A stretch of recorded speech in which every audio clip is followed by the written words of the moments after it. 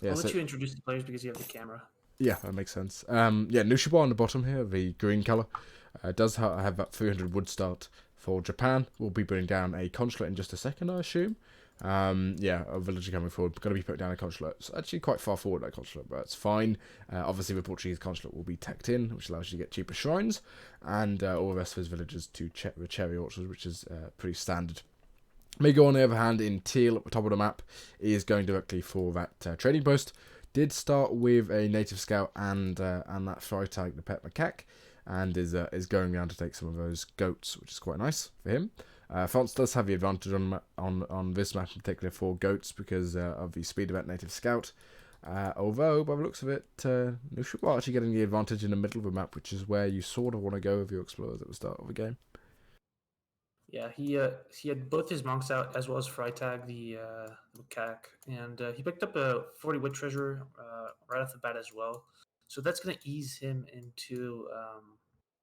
He's not even going to chop any wood. Like normally, you chop like a little bit, like 2 or 3 wood to get your first shrine, but now he doesn't even have to do that. And So he's going to find 85 wood as well. yeah, Which it's I think what he's doing is he's waiting for the Portuguese consul to come in here. He put down a shrine down now with both explorers because he is nearly capped on that population. But it'll basically mean he can go Portuguese consul and get 2 shrines out, as well as maybe even going Cami. Does have 300 wooden deck. I'd see him actually. But maybe he'll go 300 wood and get sort of like 5 shrines age 1, which is pretty incredible for Japan with a Portuguese consulate start. In terms of decks, actually, Migo having a pretty standard deck here. Does have 4 Dragoons in deck, which isn't the best card, as well as 12 Swiss Pikemen. Actually, as well as 10 normal yeah. Pikemen with no 1k Like wood. that's a yeah. You would think that 1,000 wood is much better than the 10 pikemen. I guess does this telegraph like a really aggressive strategy out of Migo? So, what we can see from Migo here does have the Edict of Nates, right? Which is the French Church card, which gives you, I believe, it gives you 4 Grenadiers in Age 2, 8 Grenadiers in Age 3, but it makes them into Guard Grenadiers, so you end up getting 12 Grenadiers for a number of food. And I think Migo actually likes this versus Japan, honestly. I mean, 10 pikemen are in there, as well as the Swiss pikemen to sort of act as anti-cavalry, as well as the number of dragoons there. And against sort of Yumi Ashi or something like that without any Naginatas in the mass, Grenadiers actually do really, really well. Actually, even then, Grenadiers do well against against Nagi as units because they don't have a heavy infantry tag. Oh no, it's the opposite. They do really badly against Nagi because they don't have a heavy infantry tag anymore. But I mean, by the looks of his deck, I mean, I think Migo might be doing some sort of weird FF Church card, which would be quite interesting to see. Yeah, no, I think you're right. I think you're right. But so he's definitely not going to play this standard. He's not going to play this like Kaiser Klein would. He's going to. I wonder if we see the church card, or if he just skips that and goes for like 2 Falcon anti cav. I don't really know, but something to keep an eye out here for sure. He also went in 12-10. Oh, he did go for a 12-10. So is he going forward with any villagers here? I don't see that. He's No. he's not. So I quite like a 12-10 actually from Migo here.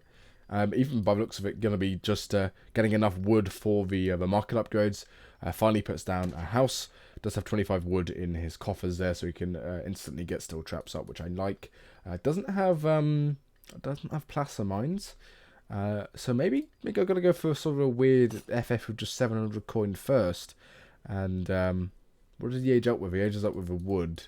So maybe he won't do that. Maybe he does go for 4 villagers. But he has just shipped something, and it isn't. I think he's just gone for 700, either 700 wood or 700 coin here, with a forward barracks actually on the right hand side. And also a church in base. He's going for the church build. Oh my god, yeah, he really, really is. He has enough food, enough wood for steel traps as well. Just pointing that out real quick. But back to the church. This is like age 2 though. This is colonial.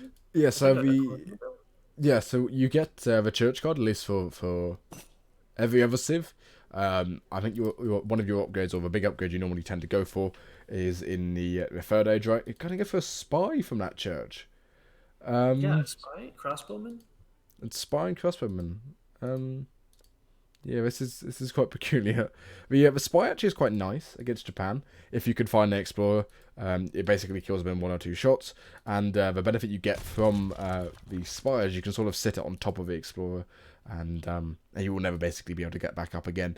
And with Kami also already being in, as well as now having to invest in a Rax in base, Knuschelbär. If he loses one of those explorers to the spy or both of the explorers to the spy, he's going to be in a really rough spot because you can't really buy back the explorers as Japan in the same way as you can for the European civilizations. Crossbows are going to be on this consulate doing a bit of work. Mego, by the looks of it, going 700 600 was a sort of an all-in build here in terms of crates. Are going to go down for the second barracks. That church not being utilised for the church guards as we thought it would be, but yeah, I don't really know what. Keeping that in his back pocket or something, like, open with bow pike, kind of, throw some pressure on the Japanese player. He has like 1 or 2 spies out. I think it's only 1 at this point. And then he can circle back to the church card, I think. I'm not too sure, though, because I've, to be quite frank, never seen this style. But yeah, that's just my guess at this point. Yeah, I think Migo's sort of turned into a bit of an A's sort of archetype, if you will. Does take down that explorer with the spy actually making that shrine not being able to be built. Knuschelbär does poof back his explorer, but you can see there's only sort of 5 or 6 shrines out on the map, and it's going to be quite troubling to really get any shrines out of there. That scout does get seen, and with his zooming mass, he has to get back here. There's no way he can contest this with crossbows. Does actually have the advantage in military population, though. Yeah, he does. He has like a fair amount of crossbowmen, and I guess they trade okay against Yumi, but not very all that well. I'd be a little bit careful in Migo's position right now, but he is trying to force something. This consulate might actually go down if he keeps up this aggression. And actually, the consulate nearly on 400 export here. Does have a couple of villagers in that town centre, so they don't collect any. But yeah, I mean, if you can get the Bistios out, Migo is going to be in trouble, which is why he wants that consulate down. Only 700 HP, 4 villagers now coming in, so Knuschelbär not too scared. Did send 5 Yumi as a card, but actually, I don't think Migo's in a bad spot here. The one of the explorers is down with a pike directly next to it, so it can't go back up. And at the same time, that spy sort of looming next to some of the hunts, stopping Knuschelbär being able to utilise that other explorer, which is actually down as well. So Knuschelbär sending Kami in only on not even 70 shrines, but 30 of that is the Shogu and the town centre, so on 4 shrines. Yeah, that's really, really rough for him. He wants to be shrining right now. That's especially since he sent like 5 Yumi as a sort of a stopgap military situation. So I agree with you. I'm really liking Migo's position. He's got the 4 CDB sent as well. So realistically speaking, I think he's almost ahead in economy.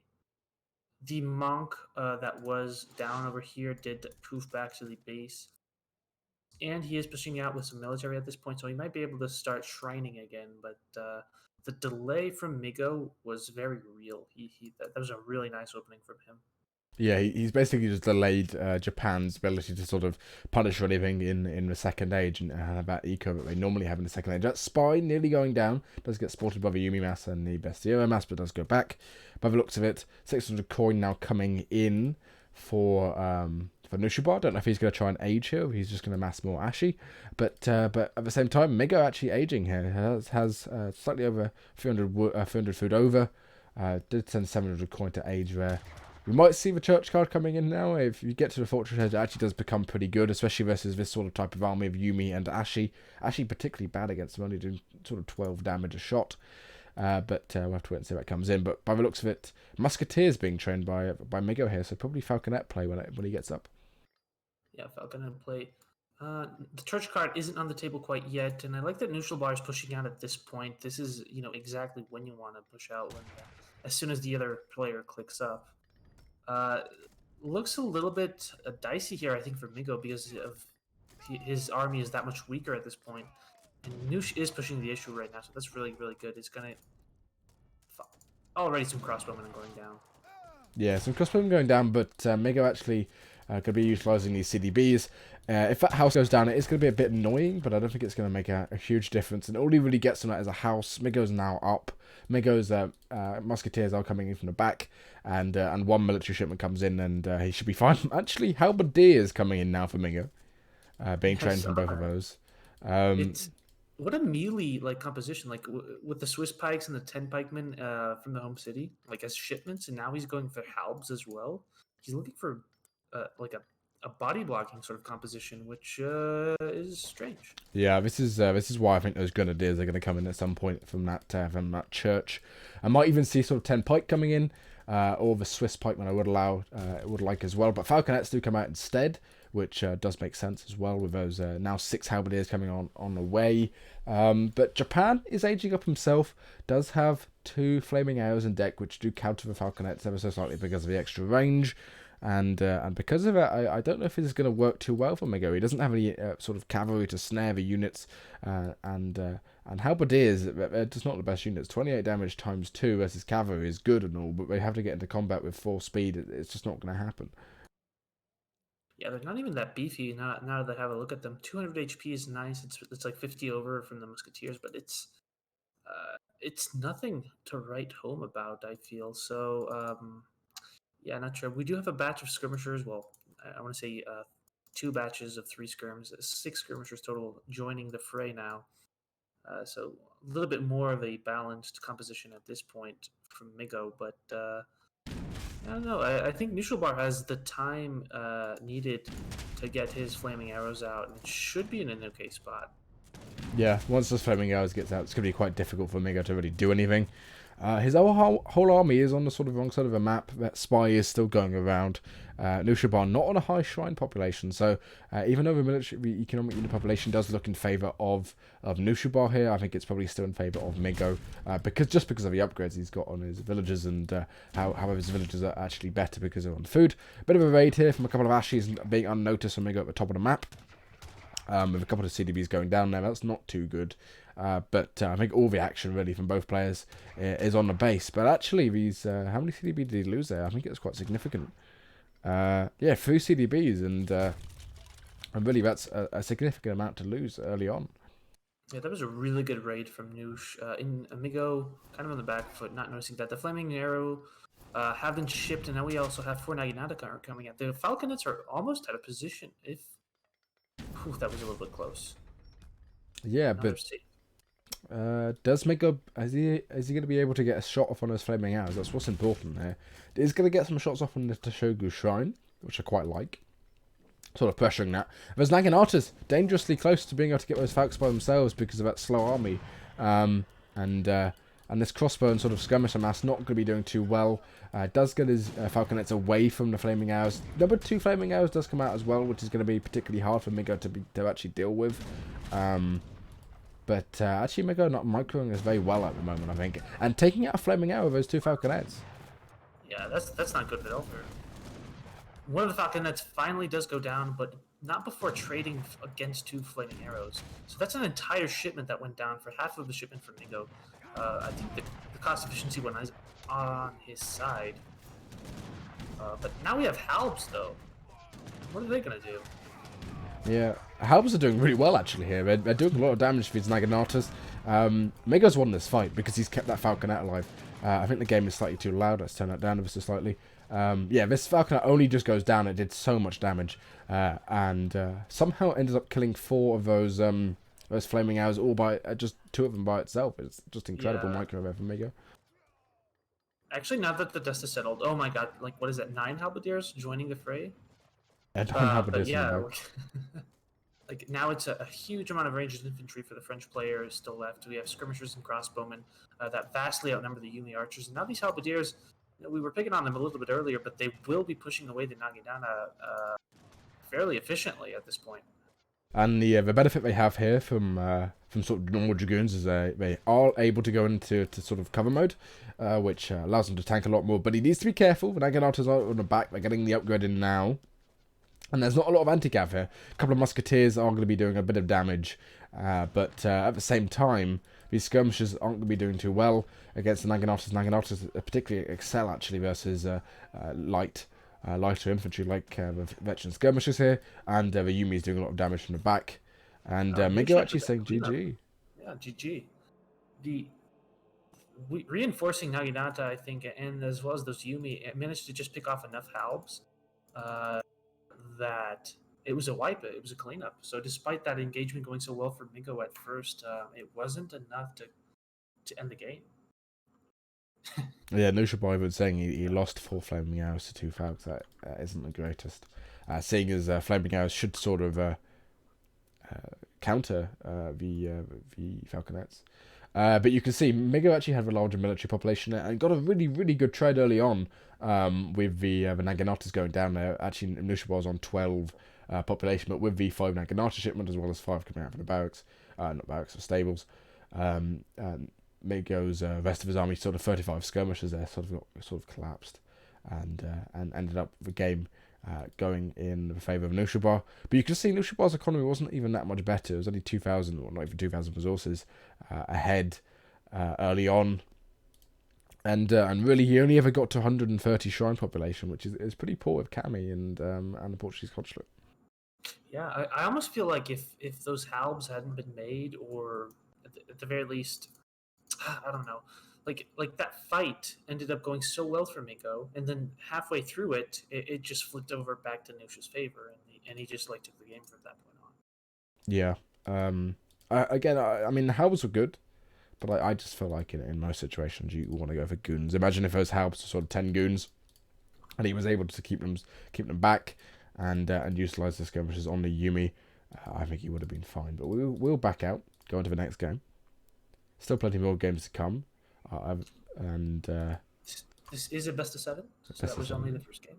So yeah, first person basically to 4 wins can be over just 4 games, or can be all the way to 7 games, like a play or 7, if you will.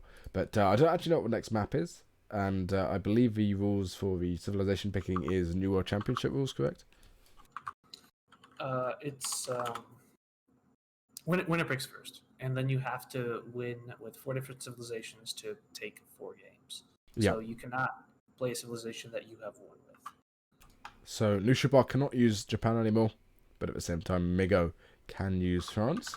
Wouldn't be surprised if he picks France again on Manchuria here. Manchuria being quite a strong map for France. You do have that native scout to pick up all the the yaks. And actually, I know Migo quite likes native rushing. And the Shralong Temple here, which gives you that and shields, is probably one of the better ones in the game. So we might see some natives if Migo does go for France. We'll see what Knuschelbär picks. Yeah, I think a lot of. I'm trying to think. I don't think we'll see natives from Knuschelbär from Migo unless Nusch has like a civilization pick that kind of favors that, if that makes sense. But I don't know what Nusch would go for on Manchuria. I mean, Knuschelbär can play a lot of civilizations. I know you can play India. India quite strong on Manchuria because you do have the yaks. China's another strong civilization on this map because of the yaks. Ottoman's not too bad, I guess, because you do have a TP line, and but French coming in for Knuschelbär. So, as I said earlier, France quite a strong civilization on this map. You do have the yaks. You can pick up. Your native scout is particularly good at that. But what is Migo going to pick here? Migo still can pick France. Yeah, he could actually mirror Nusch if he wanted to. Yeah, it's not a map which you can really counter France on, which is the problem here, I think. And obviously, France as a civilization is sort of doesn't really have a civ which counters it in particular, which is why it's such a good pick to pick first. Yeah, it's like it can't really be counterpicked, like no matter what map it is either, I think, unless you have a map that like really favors a certain civilization, like say Thar Desert back in the day with Russia or something like that. But obviously the map pool doesn't have that one in there, so I think France as a pick for Nusch at this point, probably one of the better picks he could come up with. Exactly. We'll have to see what Migo picks. He should pick in relatively quick speed, I guess. But yeah, again, if we have a look at the map, I think it can spawn in 2 different ways. It might be a different map. There's 2 different versions which look basically the same. But it can either spawn with the TP line at the top here, or behind your base, which is actually quite important because it ends up differing how sort of the game ends up playing out. Obviously, there is water on the map. It doesn't actually get utilized too often, mostly because of the trading post line, which you can use, as I said. Maybe Mega goes for a civilization that can play water actually, and sort of tries to I wonder defend. if he picks India here. I'm just thinking, like looking at the next maps that we have. A lot of them are water favored with like Yalu River, Guatemala, and Florida. So maybe he wants to keep the good water sieves for those maps, and then go with India here, just because of the livestock that makes India somewhat better than it is on some of the other maps. Because India is I'm pretty sure one of Migo's civs as well. Yeah, Mega obviously has the name India bot well, this is his main now. It was a Smurf, so India would be quite a good pick here. Again, actually, India's not too bad against France, and on this map, India is particularly good because of the yaks, and also there's a decent amount of wood as sort of treasures around the map. India also can go water if they want to. Yeah, I mean, there's a couple of picks you can do here. France would be a good one. India would be a good one. Ottoman if he wants to go for it, but Ottoman versus France is a pretty stale matchup, I think. But yeah, we'll have to wait and see. The French Mirror? Yeah, the French Mirror is. I mean, actually, the French Mirror is not too bad. It just ends up being a Huss fight in Age 2, and then you go to Age 3 and you go Skirm Goon, which isn't the most interesting. I don't disagree. Well,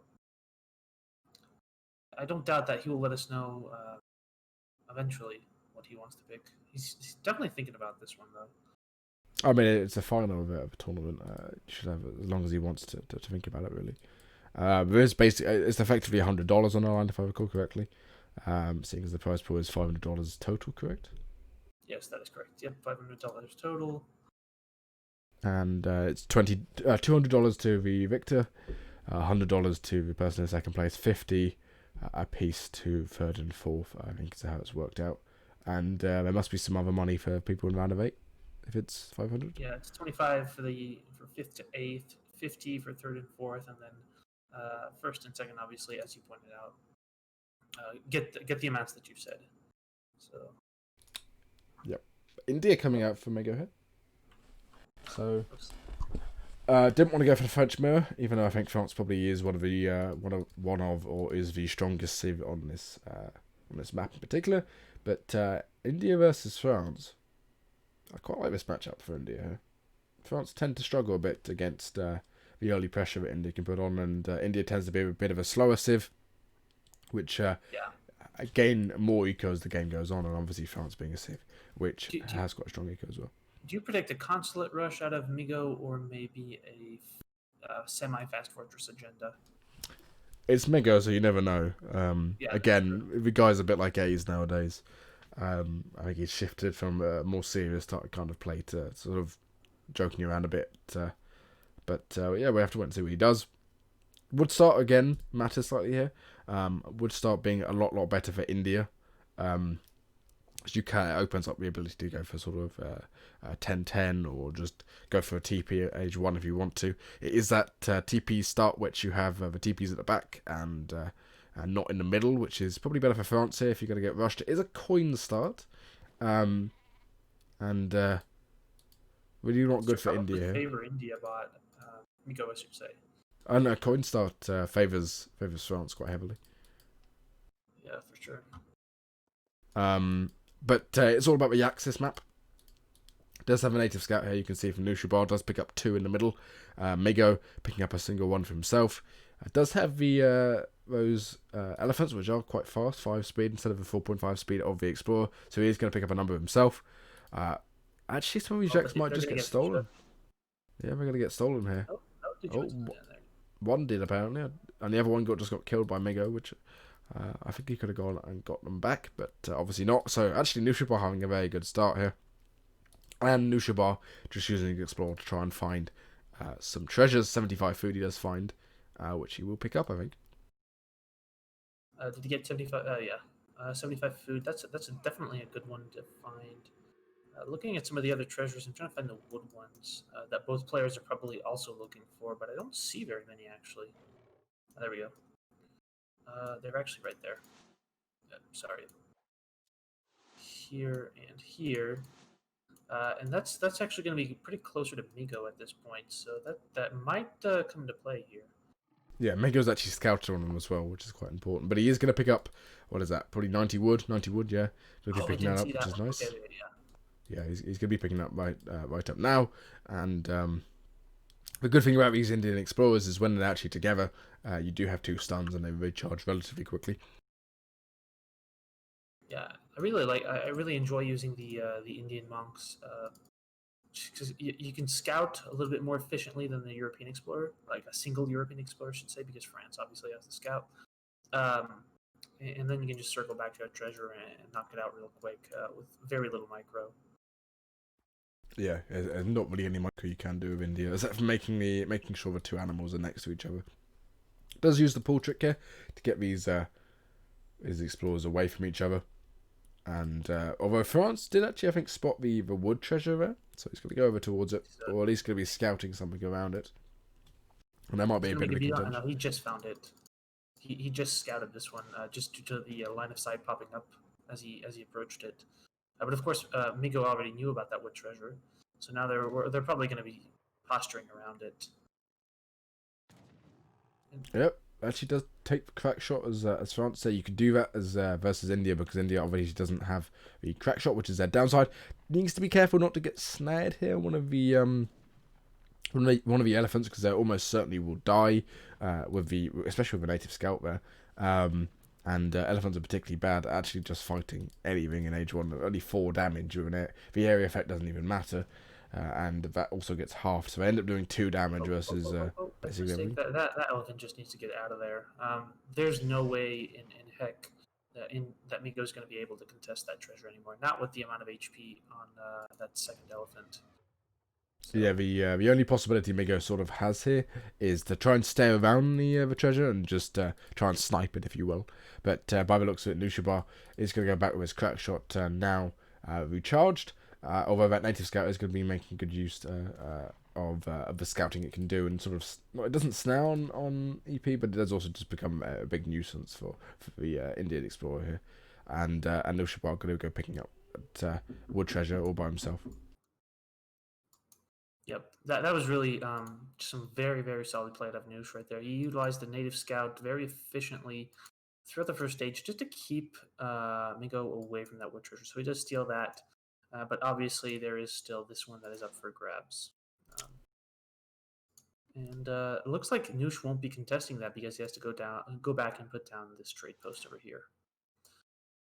Yeah, I'm going to be back in just a minute. I'm just going to put the camera lock on Noosh's Explorer here. I'll be just a minute. Yeah, you got it. And so yeah, we do have that Explorer that is currently building this trade post as of now.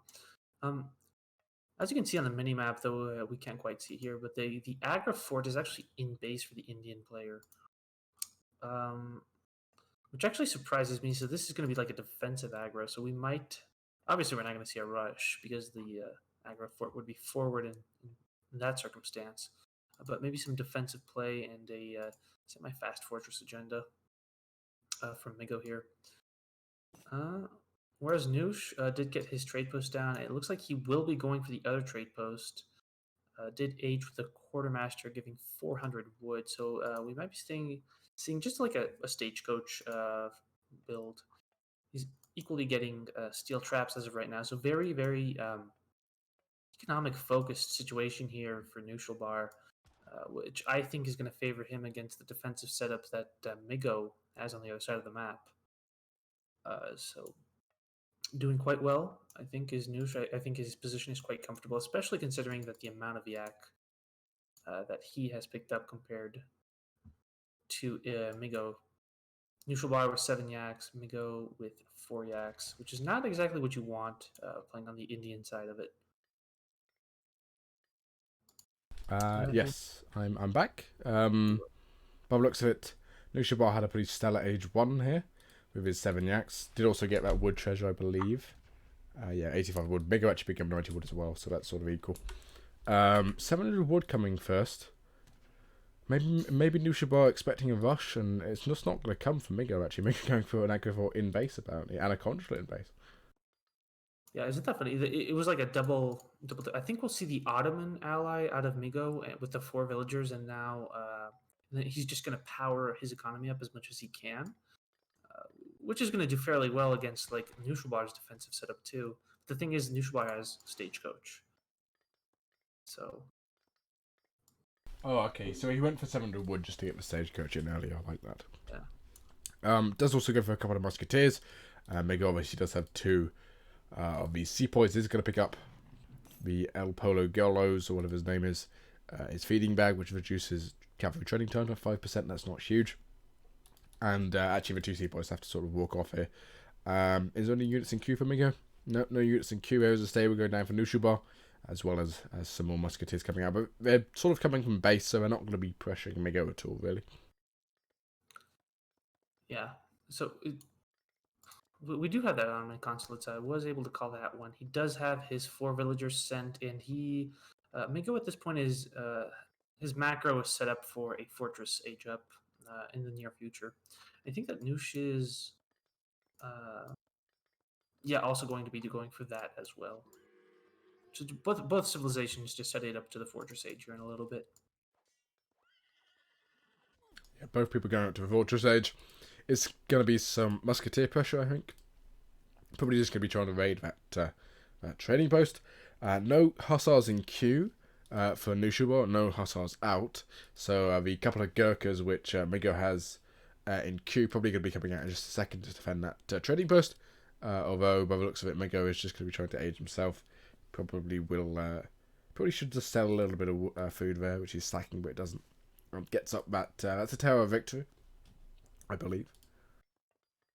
I think so, yes. And there's Chumlar Gate, so it's the Mansabar production unit building, as well as being able to give you a mahout when you age up. Yeah, that's true. These musketeers here from Knuschelbär, they went out to the flanks of the Indian base and kind of tried to find some damage, but realistically found nothing. Migo did a pretty good job, keeping his economy centered onto the town center, which is what you want. Now is hurting this one in. But otherwise, yeah, these musketeers might actually get caught. Yeah, those muscles are going down. There's a couple of Gurkhas in the back there. We'll lose the elephant, but he's getting up anyway, so that's not a massive loss. 5 musketeers here isn't really a huge loss. Amalgamation coming in for Knuschelbär. You can see his economy being is pretty strong with those training posts behind.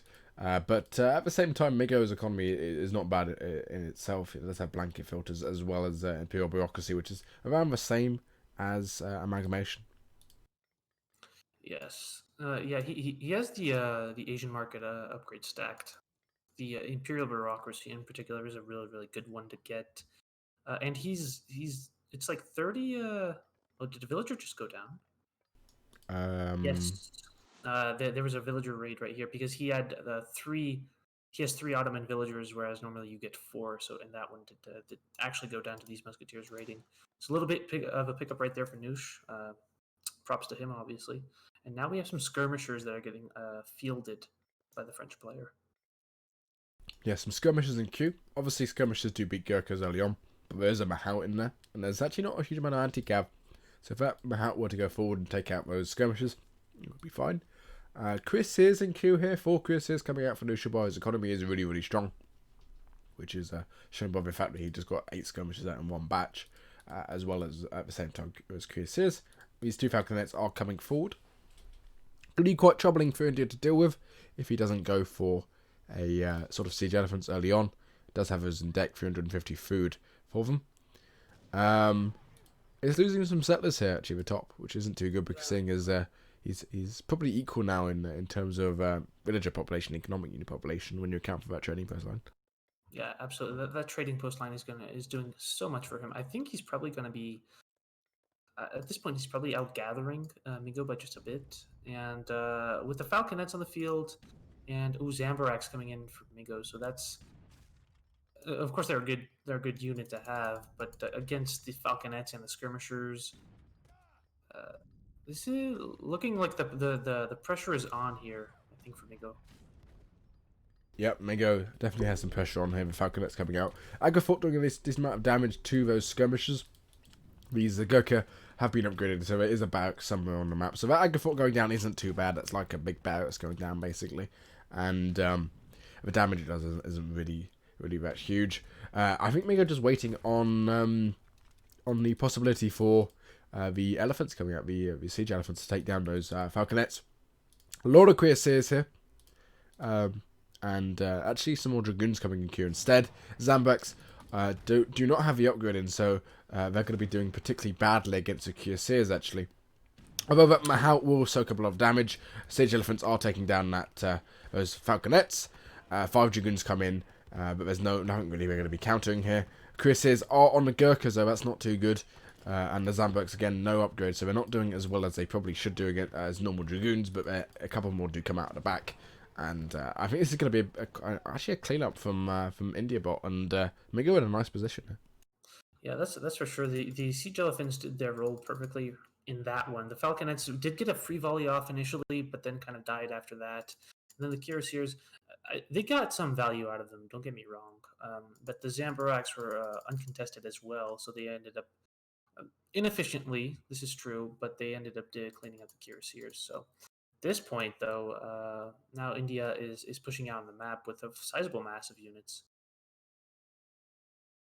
I'm really liking the Indian position. He has more Gurkha. They will win the ranged fight with the skirmishers out here. So France is going to have to buy itself a little bit of time in order to get more units out to really contest what India has on the field. Yeah. 8 skirmishers now coming out, so he is bolstering his skirmish count, but not a lot of dragoons here. If we look at military units, there is another 10 skirmishers now just coming out, but in terms of goons, there's only 8, and these Gurkha aren't going to be picking them off quite easily. And there's a lot of cavalry, a lot of anti-cavalry here. Zambek's now finally getting the upgrade, but look at it, 5 gardeners coming in now. That Mahout's still alive. Mahout's doing so well against them. The skirmishers, the siege elephants taking down his barracks really nicely there, and actually. But getting caught so nicely here from the gardeners and the Mahouts, and the spacing between those skirmishers actually might end up winning this fight for Knuschelbär because of the lack of damage that Mahout's been able to do. Although a lot of the dragoons are down now, and but Mingo has to go back now. He doesn't have enough Gurkhas ready to contest this. Has done a lot of damage to the infrastructure of France, though. Yeah, that's true. The cavalry were doing a pretty good job getting on top of the skirmishers, and Noosh really had to kite back and back and back and back. But now that the dust has settled, we still have a sizable amount of dragoons on the field, and these skirmishers actually do outnumber the Gurkha. There is a Mansabdar Gurkha in queue, however, so that might tilt back to the favor of Migo. Oh, especially with the Gurkha coming in. But yeah, that was a somewhat of an even engagement, I think, if not maybe favoring Noosh a bit. And actually, one thing to note is that these Zambeks now having the upgrade in would like to see camo attack possibly and some Sowars on the field. Because they are particularly nice against skirmishers on EP in particular.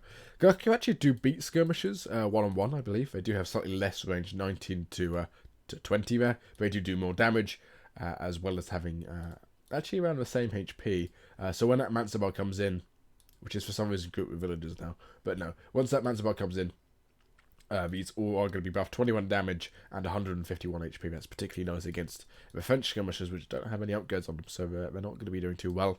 And Mego has the better economy here. He needs to get probably that trading post at the back.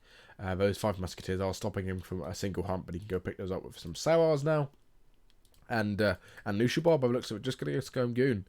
And I think at this point, Indiabot's army probably is a superior one when you're sort of talking about Scum Goon compositions.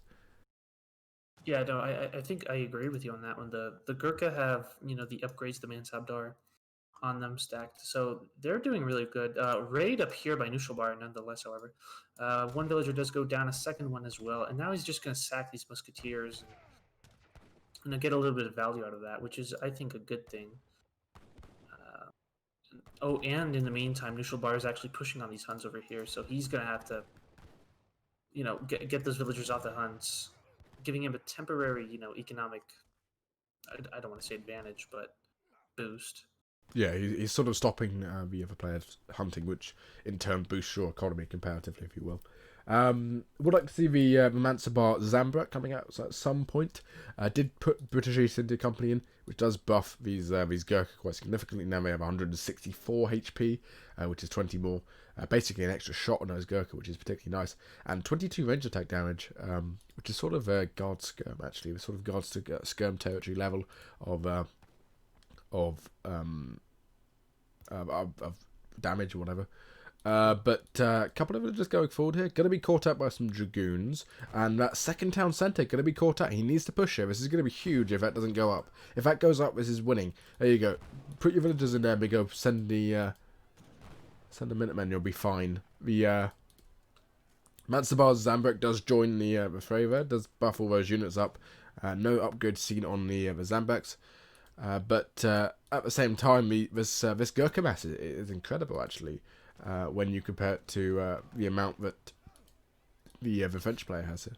Yeah, no, for sure. Sentries and irregulars are being called, so they're going to push away this French force, but the Gurkha themselves would have done it. It's 46 Gurkha to 28 skirmishers at this point, and the Gurkha are much stronger units. They just have just all the upgrades stacked upon them, whereas the French skirmishers are just vanilla at this point.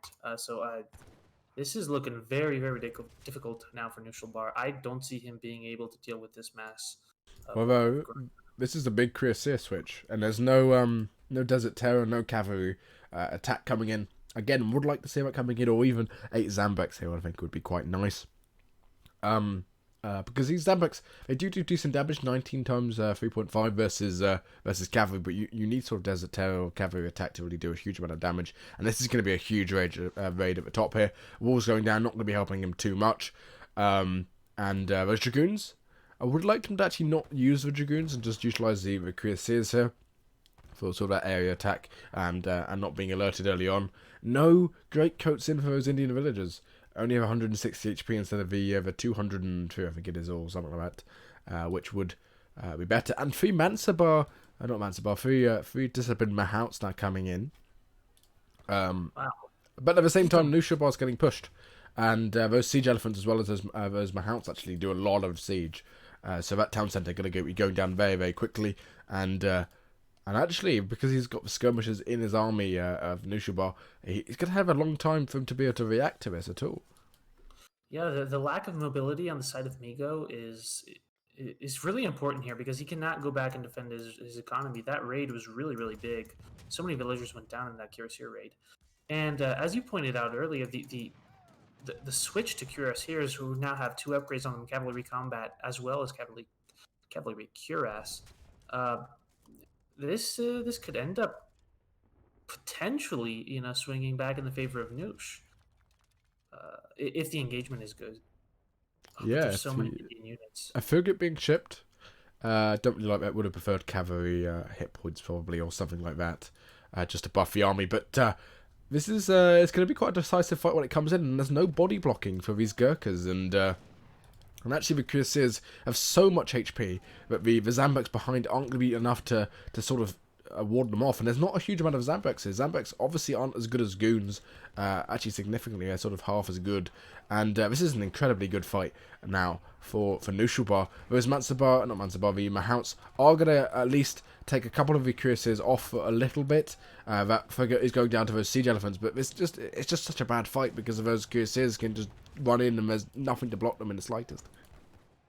No, you're completely correct. The weight, the balance of both armies, whereas Knuschel had much more cavalry and India did not have very much anti-cav, that completely tipped the game on its head and swung it back into the favor of the Knuschelbär. So Migo actually calls GG right there.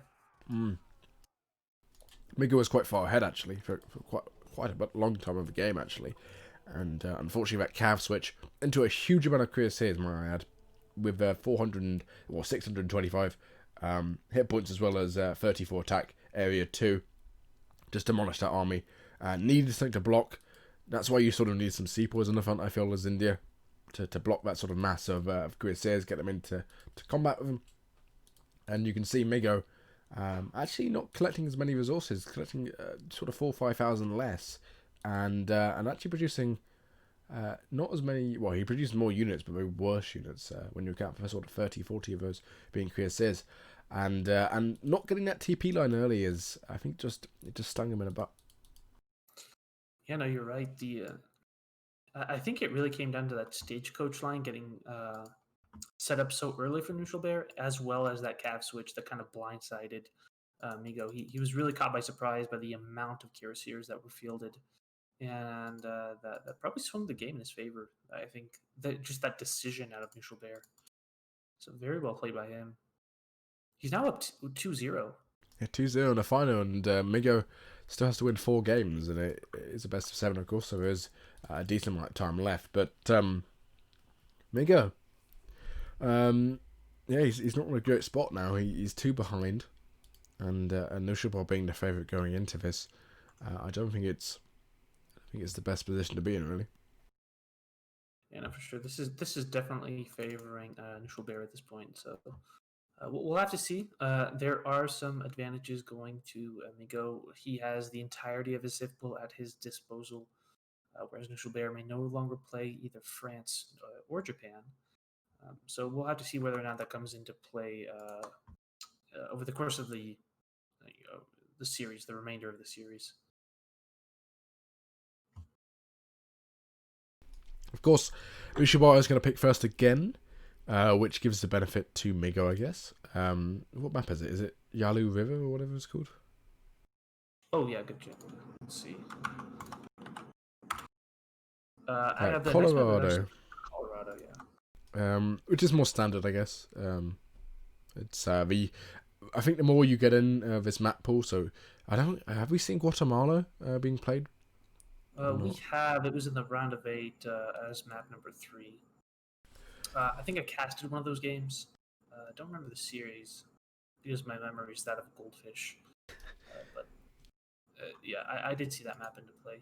So in effect, the longer you go in this this final here, you do get some weirder maps. Fraser River is an odd map. You do have it's like a weird version of a PAL mixed with a different map, if you will, so you have quite low hunts near your base. Yellow River is probably the weirdest map in the tournament, I would argue, where you start with 2 fishing boats, and the map sort of split into 2, and Guatemala here is Guatemala's especially weird. You have the Aztec TPs, which are archaic by today's standards, but you also have an upgrade in there, which makes it so your Explorer has 100% extra hit points and 100% extra attack, and you also have 4 ponds with a lot of fish in them, which you can utilize. It's a very, very good map for Japan, and obviously Knuschelbär can't use Japan, so he might struggle on a map like Guatemala, but obviously Migo has to get there first. Yeah, he does. It's going to be the second to last map of this series. Guatemala is like really, really interesting, just because it's like a water map, but the land is right there, like in between your town centers. So, but a lot of civilizations can get away with, like, especially Japan, they can just send the fishing ships and then just kind of forget about the pond and get the extra income, and then you can't even send warships to contest that unless you actually bring your home city point into the pond, into the correct pond too, because there are 4 of them. But Knuschelbär are going for Sioux here on Colorado. Yeah, Sioux's a good pick on this map. There's a decently large amount of treasures on the map. It's quite a big map as well. You do also have the Comanche native civilization, which do have a speed bonus for cavalry, as well as another upgrade for cavalry, which makes them give more HP, so it's particularly good for Sioux in that regard. Migo, obviously, to counterpick this, you can counterpick Sioux with actually a number of choices. I know Japan does very well against Sioux. You can choose British against Sioux or France versus Sioux. So we might see France coming out again. But yeah, I mean, Sioux's a really, really good pick on this map. I wonder what India bot will pick against Sioux on this map. I wonder if France would be a good option here. France versus Sioux has always been sort of a good matchup, I think, for France. Another civilization that Migo does have in his civ pool is Spain. He actually played that twice in his previous series, I think. versus Prince of Kabul. Let me double check that. I'm pretty sure he did. Yeah, France would be a good pick here. There's loads he can play. India actually is quite good against the Sioux, I believe. She do have Sepoy, which are strong. But yeah, I mean, I guess it's just up to Sepoy Mega are almost a civilization unto themselves. yeah, Sepoy are just insane as units, especially on RE. They're just I would go so far as call them sort of broken, one of the broken units on RE. Oh yeah, for sure. But yeah, we'll have to see what Mega picks. Obviously, he took a bit of time last time, which was fine, and I'm gonna give him some time now. Yeah, I get the impression, though I could be mistaken, that he's really taken the map pool into account, which is definitely what you'd want to do, especially considering some of the, stranger maps. At this point, Migo, he has a lot of imagination as a player, so he can look at a map like Yellow River, which is a lot different, and try to come up with a very tailored strategy to that map and just steal a win from Knuschelbär. But it looks like he went with Germany.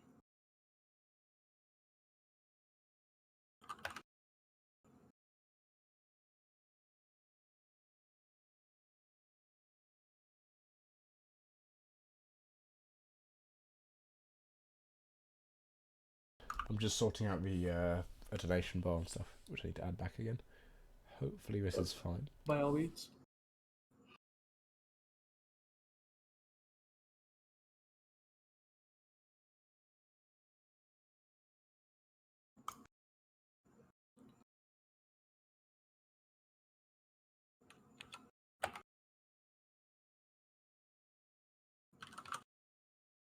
Right, that should be fine.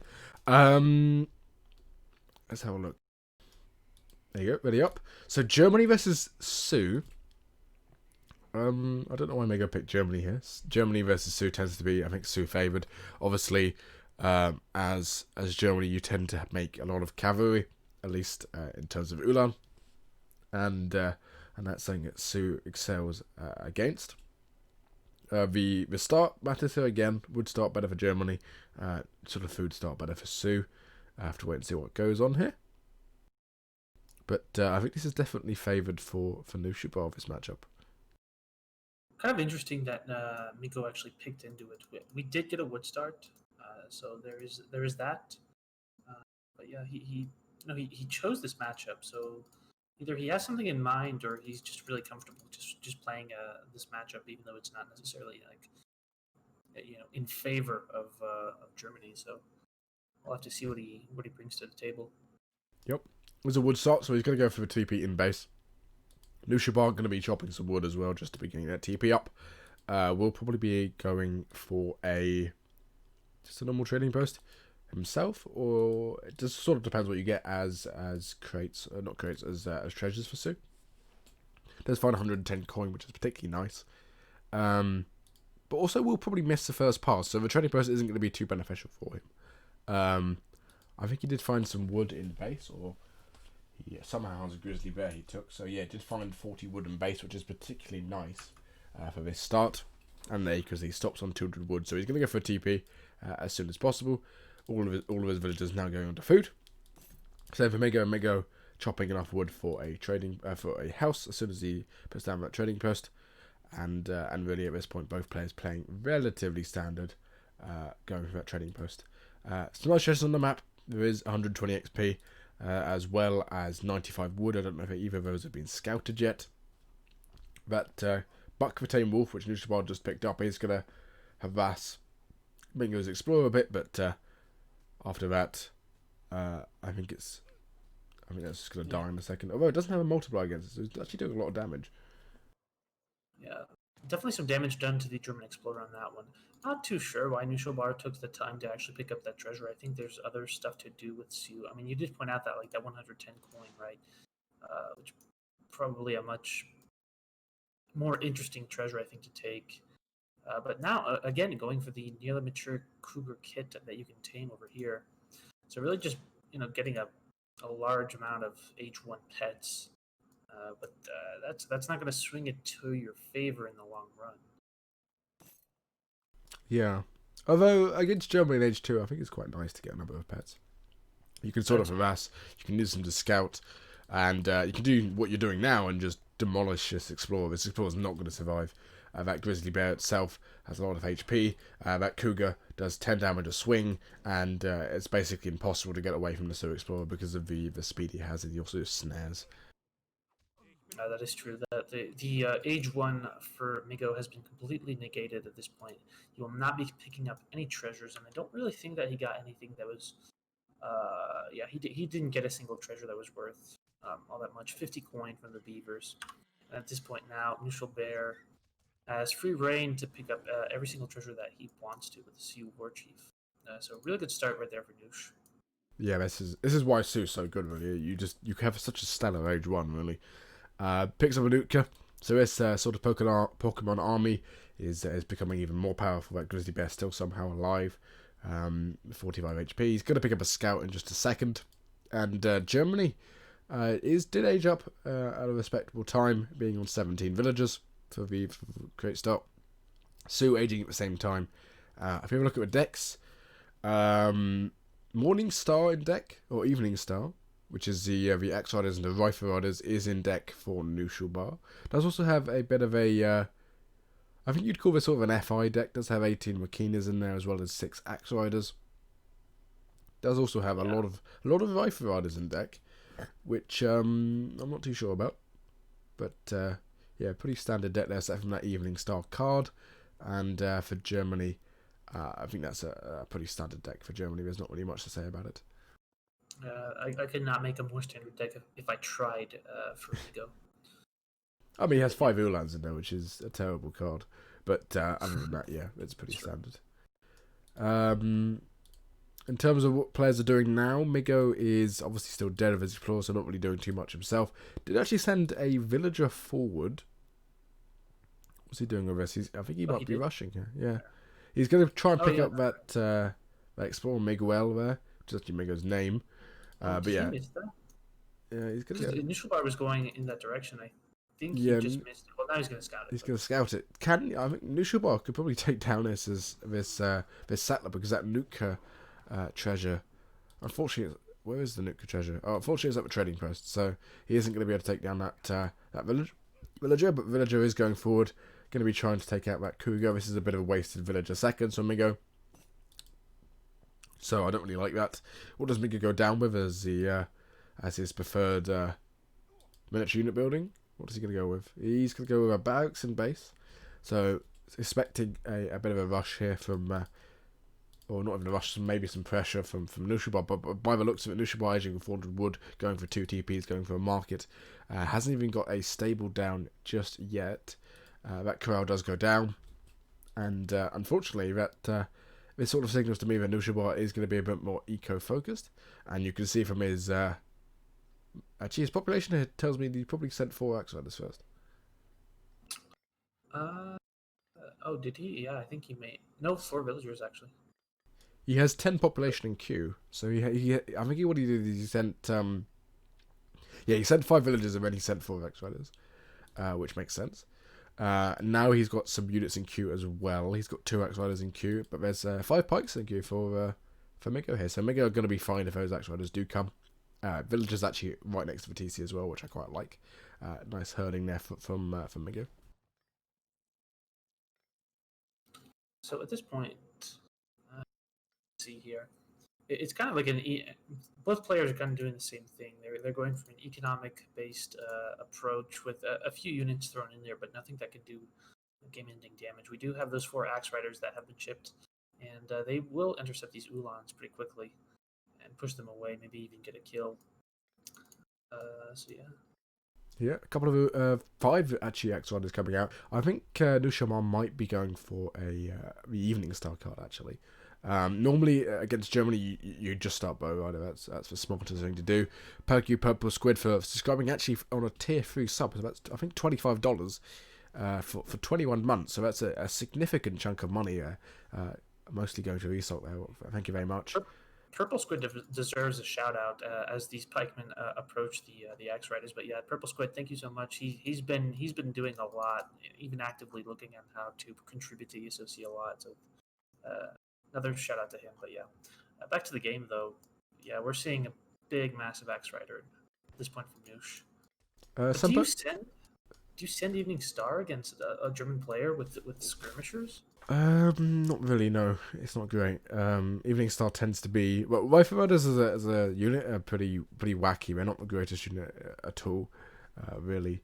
Does pick up 110 coin here. Is mixing in some BR, which I do quite like behind this. But actually, if he's now mixing in BR, I don't think the Evening Star card's going to come in. That would surprise me. But actually, this is a lot of Axe Riders which aren't really doing much. Obviously, for Su, they're quite useful anyway, but they haven't got a single villager kill. They did get, I believe, some Ulans, 2 Ulans. But Germany's now up. Germany can get war wagons in. He's training some skirmishers. And I think as soon as war wagons come in, the Axe Rider mass isn't going to be doing a huge amount of damage. Cause of 700 wood now coming in. So 700 wood for Su as well is a particularly clunky shipment. You don't really know where to use it. So. Yeah, at this point, what does he do? Like set up a stagecoach line or something? I mean, throw down some more huts perhaps, but it does look like he has macro to get an H up in. These Axe Riders and the Bull Riders are in the German base, but they haven't found any blood yet. He is looking for it though. Yeah, these pikes actually working out really well, allowing those skirmishers to do some work. War wagons do come out. War wagons are particularly good against Axe Riders actually because of the 0.2 melee resist. And it does fend off our army, but with 700 wood coming in here now, you did say that there is a possibility of going for the trading post line, but it's just given Germany so much time here. Su is aging, of course, with a second war hut going down in base. But why would you not just age and then send 1,000 wood instead? I think this is a mistake, this 700 wood, honestly. And also slows down your momentum as you get into the next age. Su obviously doesn't need buildings or need houses. And so you can just go for just shipment after shipment because you never get overpopped as Su. And Germany just has a nicer mass here. 3 war wagons, I think that's 4 or 5 pikes still left and a couple of Ulans as well as a nice mass of 10 skirmishers there. And this is going to be quite hard to repel for Su. He actually aged with the wood as well. That's the crazy thing. Wait, no, that's the remainder. That's the remainder of the wood. Yeah, he fast aged. Take that back. But yeah, no, I agree with you though. I think a unit shipment here would have maybe done more than this would. Because now he's just floating 300 wood. It's not serving any purpose, and there's a German army on his doorstep that he needs to deal with now. One villager does go down. Mega being a bit sloppy there. Could have got the Su Explorer down if he was watching, but that's fine. Our rifleman actually doing a lot of damage, but it does go down. And this infrastructure is just going to go down for free. Ulans are coming from the back. Does get veteran Ulan in as soon as they run in, and there's not a huge amount of anti-war wagon here. There is 9 Wakinas being made, as well as a number being shipped. 9 being shipped and 3 being made. But with the pikes in there, nice positioning as well for Migo here. His units are on the correct units. And although that TP is going to play a big part here, and the villagers are going to block a lot, he's going to lose, I think, 2 or 3 villagers if he's not careful. 2 villagers at least going down. But not a lot of anti-cav here. His Axe Riders in there aren't going to be doing too well against the Ulans. And nicely actually pulled red to not lose a single skirmisher there. And Wakinas do particularly badly against skirmishers as well. Yeah, that's true. Definitely some villagers going down. I guess Migo does hightail it out of there. He's just gonna. Now that the dust sort of settles, I think his. Actually, you know what? This is pretty even. I think Knuschelbär definitely took some damage on that one. I believe, but not. It's still a game for sure at this point. I always try to judge like the situation right after a fight, kind of figure it out. But at this point, I'd say both players are pretty okay. We do have a raid on the northern half of the map here that might find some damage because these villagers are really exposed. Yeah, and they do have dirt coats at least, and these are only Axe Riders. So Axe Riders do have, villagers do have a melee resist. But at the same time, if those villagers go down, the economic advantage isn't that massively in favour of Germany here. And again, as it's going to be a big raid over on this coin mine with a lot of these settler wagons, and settler wagons don't have a melee resist, so they're going to actually very, very quickly comparatively. A couple of Ulans do come in, though, as well as some skirmishers, which are going to defend them. But he is going to lose at least one settler wagon, and one of them is low HP, which can be picked off later. And it's got to the point where Sue actually isn't that far behind an eco. And with Sue with a decent eco, their units are so strong. Like bow riders are just incredible units, and Wakinas, even though they're not as good as skirmishers, are quite a lot cheaper and more efficient in that regard. Yeah, it's a good army, I think, here from Knuschelbär. I wonder he should be able to get some more units out. Maybe ship some dog soldiers from the home city, and then the big button is eventually going to come into play as well. Though it is a bit early to be talking about that. At the same time, this is a tricky army for I think the Sue to deal with. Yeah, Sue. Although they're fighting in a good position here, his Wakinas aren't going to get any of the Ulans on them. He does have some bow riders at the back, which do particularly well. But this is a lot of war wagons as well. And as I said, Wakinas not the best units. War wagons going to be doing incredibly well. He would like to see cav combat at some point. Nicely positioned as well for Migo. Going to be catching all those units. That Sue Explorer is going to go down in just a second. But at the same time, these pikes actually, the pikes on now as well, which is really, really nice. And this is an incredible fight for Migo here. A lot of those bow riders going down. If there's a batch of Ulan on the way, there isn't. There's a couple of skirmishers on the way, but these skirmishers are going to be doing fine against Orkinas. And he's leaving off that front coin mine, which only has 300 resources left. And Knuschelbär at the top, having to be forced onto hunts and coin at the top, which could be easily raided by sort of a couple of Ulans. And I mean, if any Ulans come in now, Knuschelbär is dead, basically. Although there is some bow riders in queue, I guess. Yeah, that's true. But after that fight, there like so many war wagons are left. There are like 7 war wagons left. Those are pricey units, and normally you kind of see them melt away during a fight. But Migo was able to retain those, and he still has a good match of skirmishers as well. So I'm liking his position after that fight. He really has a significant, at this point, military advantage, as well as a somewhat better economy. Yeah, he's got a better economy. Obviously, the units for Germany tend to cost a bit more, and once you equate the cost of housing, I think it's probably about the same. Those war wagons, though, again, are really, really strong. We'd like to see cav combat on them, and they are pricey units. Three dog soldiers being shipped here for Knuschelbär. He is probably lining up his economy to try and get the dog soldier big button at some point and sort of try and scavenge the game that way. But actually, I mean, even more wagons coming in, and once you get sort of cav combat, or you get another batch of Ulan or something, you want to go in here as Mingo, try and sort of force the fight. And again, Sue, running out of coin, is now dancing his Explorer back. That's Warriors apparently he's dancing for, not as Explorer. And although a bit of a raid going to be coming off here from the dog soldiers on these units.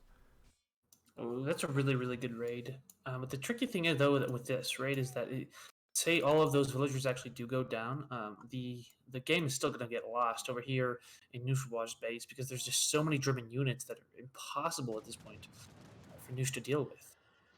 Yeah, cav combat coming in as well. You can see 575 HP on these war wagons. Not a lot of Wakinas to take them out.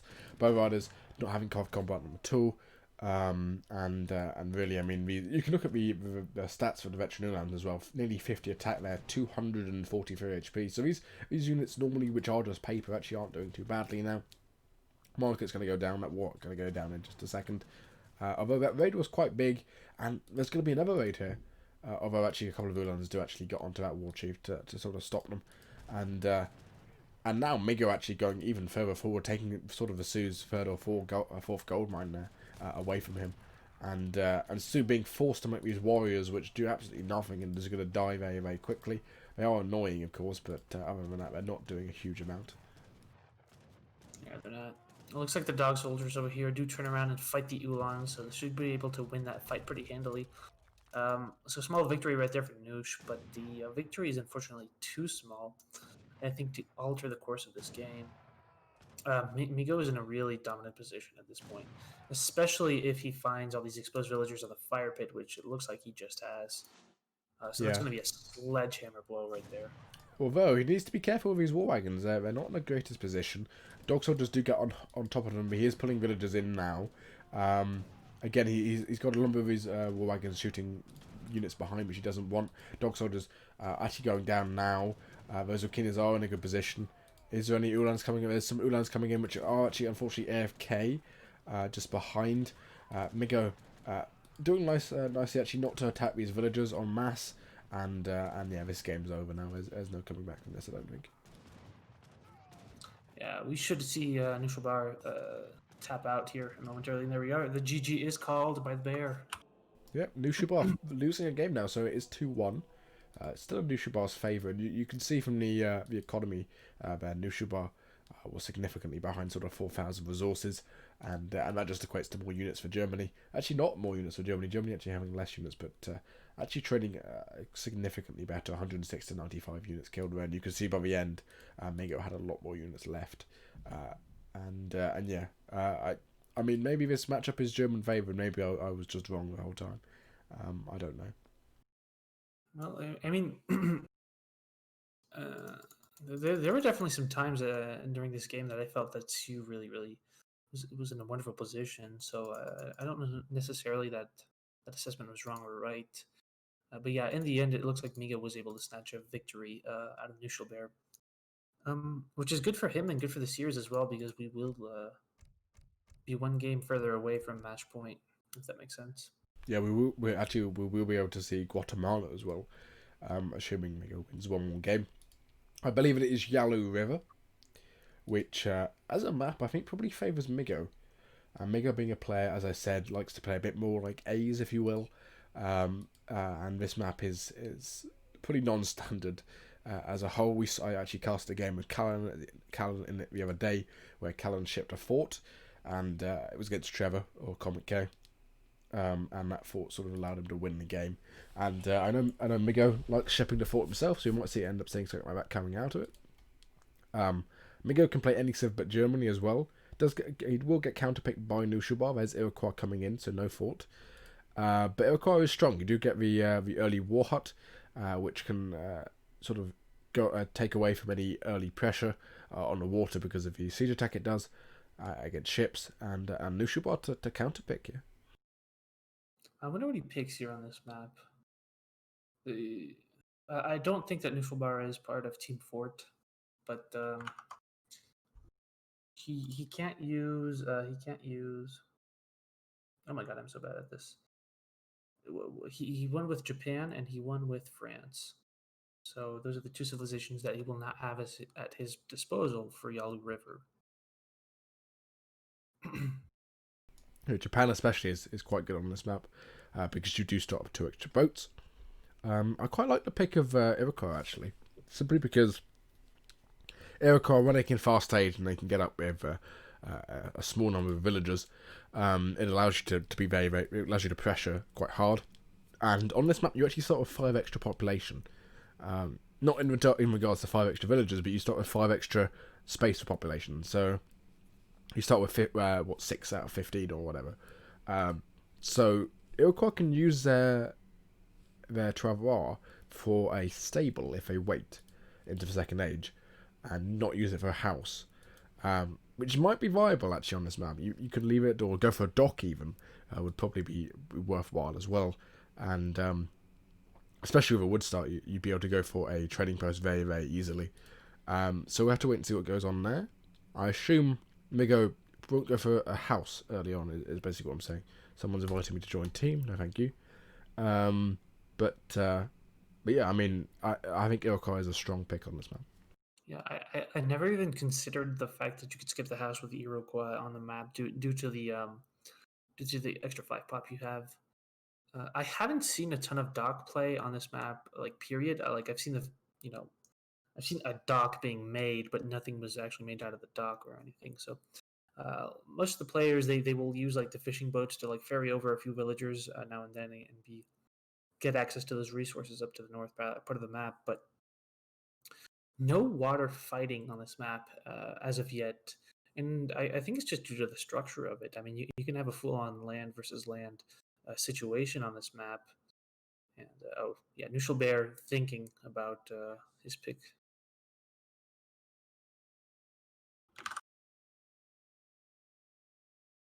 this is Bingo's shot to even up the series too, because he's definitely favored on this map, just because he has a little bit more imagination as a player. Yeah, actually, I think Migo has because he won that one game on maybe a map which is more standard for Knuschelbär. Yeah, I think Migo has quite a strong chance of winning now because he's got Guatemala, as I said. Guatemala being quite a non-standard map anyway. Good for Japan. Migo can play Japan if he wants to, and Knuschelbär can't. Yeah, I mean he's got two maps left which are really really strong for him. And at the same time, pardon me, Fraser River actually is a map which is quite strong for Migo's sort of playstyle. So we'll see what comes out here. Ottoman coming out for Knuschelbär. There's quite a strong map on, quite a strong pick on this map as well. You can go straight for 2 trading posts if you get the 400 wood star as well. That's an interesting pick. I'm pretty sure that wasn't the series. I'm pretty sure I saw this matchup earlier in this tournament. Is what I was trying to say. But I can't find the series in which I did.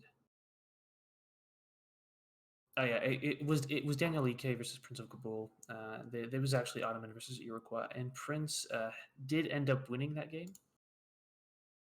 I think it's Ottoman favoured, really. Yeah, I think it's because the Abyss guns that you can field. This is like robot. This is like the RE patch almost. This map. Yeah. Somehow. So I would say that Ottomans is a very, very good pick on this map. And we'll have to see what Knuschelbär does. In the previous game, the Ottoman player actually went for Jan Hus. But so we might see some Jan Abyss this game. As opposed to Jan Hus. Yeah. I don't know. But again, you do start with 2 fishing boats on this map, which is an extra 2 villagers for both civs. Probably better for Ottoman at the start. Again, very very strong for Migo.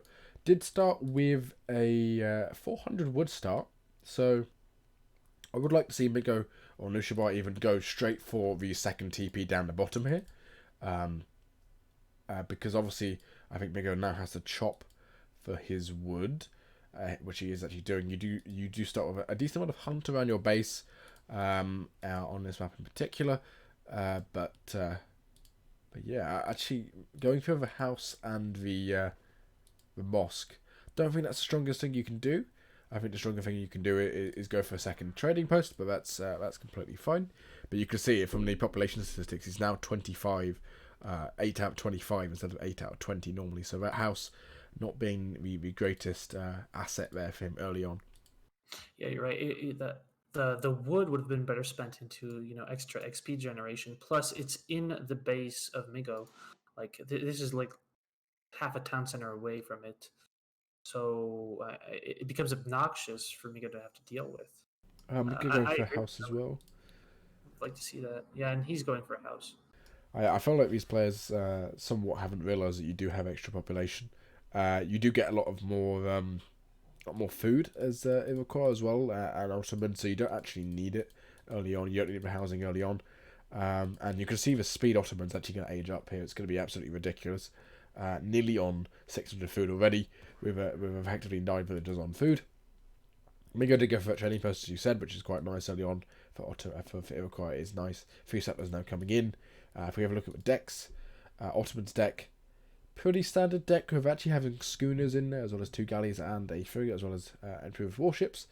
And for Migo, no water cards in his deck, so I think this is a mistake, not having any water cards. Yeah, that's really interesting. The one thing to note is that this map does not have any whales on it, but it does have a ton of fish.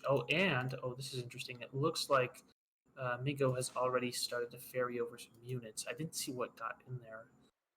It was the Explorer. His style's not on the map. There you go, there's the Explorer. Oh, yeah. This side of the map has some quite nice treasures. I believe it has 90 wood somewhere. This one's really nice for Iroquois if he can get it early on. That's 40% HP and attack, which on the Euro Explorers is particularly strong. But it's more stuff like this. This, I guess, here is okay. 5% discount on food costs across the board, which is nice. quite a difficult treasure to pick up, is 90 wood here, which is one of the ones you want to pick up early on, especially for Iro and Ottoman. 35 wood there as well. There normally spawns a 90 wood one with 2 pandas, but apparently it hasn't spawned this time. Oh, here it is, 90 wood with 2 pandas. Yeah, I mean, Knuschelbär is going to be up in about 20 seconds, so with a 3 minutes and 20-second age up for Ottoman, which is ridiculous. Yeah, let's see, the macro that Noosh has set up, I think he's just going to go for a straight fast fortress with a tower, and just work from there. So he's playing this like really, really, really standard Ottoman style. He's not really adapting to the map all that much, which does have its merits because that strategy is very powerful, especially if you talk to Dairuga. Whereas India Pots is gonna looks like he has a market down, so he might be investing into economy and not doing anything crazy, I suppose. This outpost wagon going to be going on the other side of a map. I quite like that. Allows you to get sort of control of the water for free because it's quite difficult to take out that outpost wagon early on. That villager is getting picked up as well. There was a villager over there to actually herd. I think what Knuschelbär is going to do, he is losing some villager seconds here from both the fishing boat travelling as well as the villager and the outpost wagon in. They're not getting the XP from it building.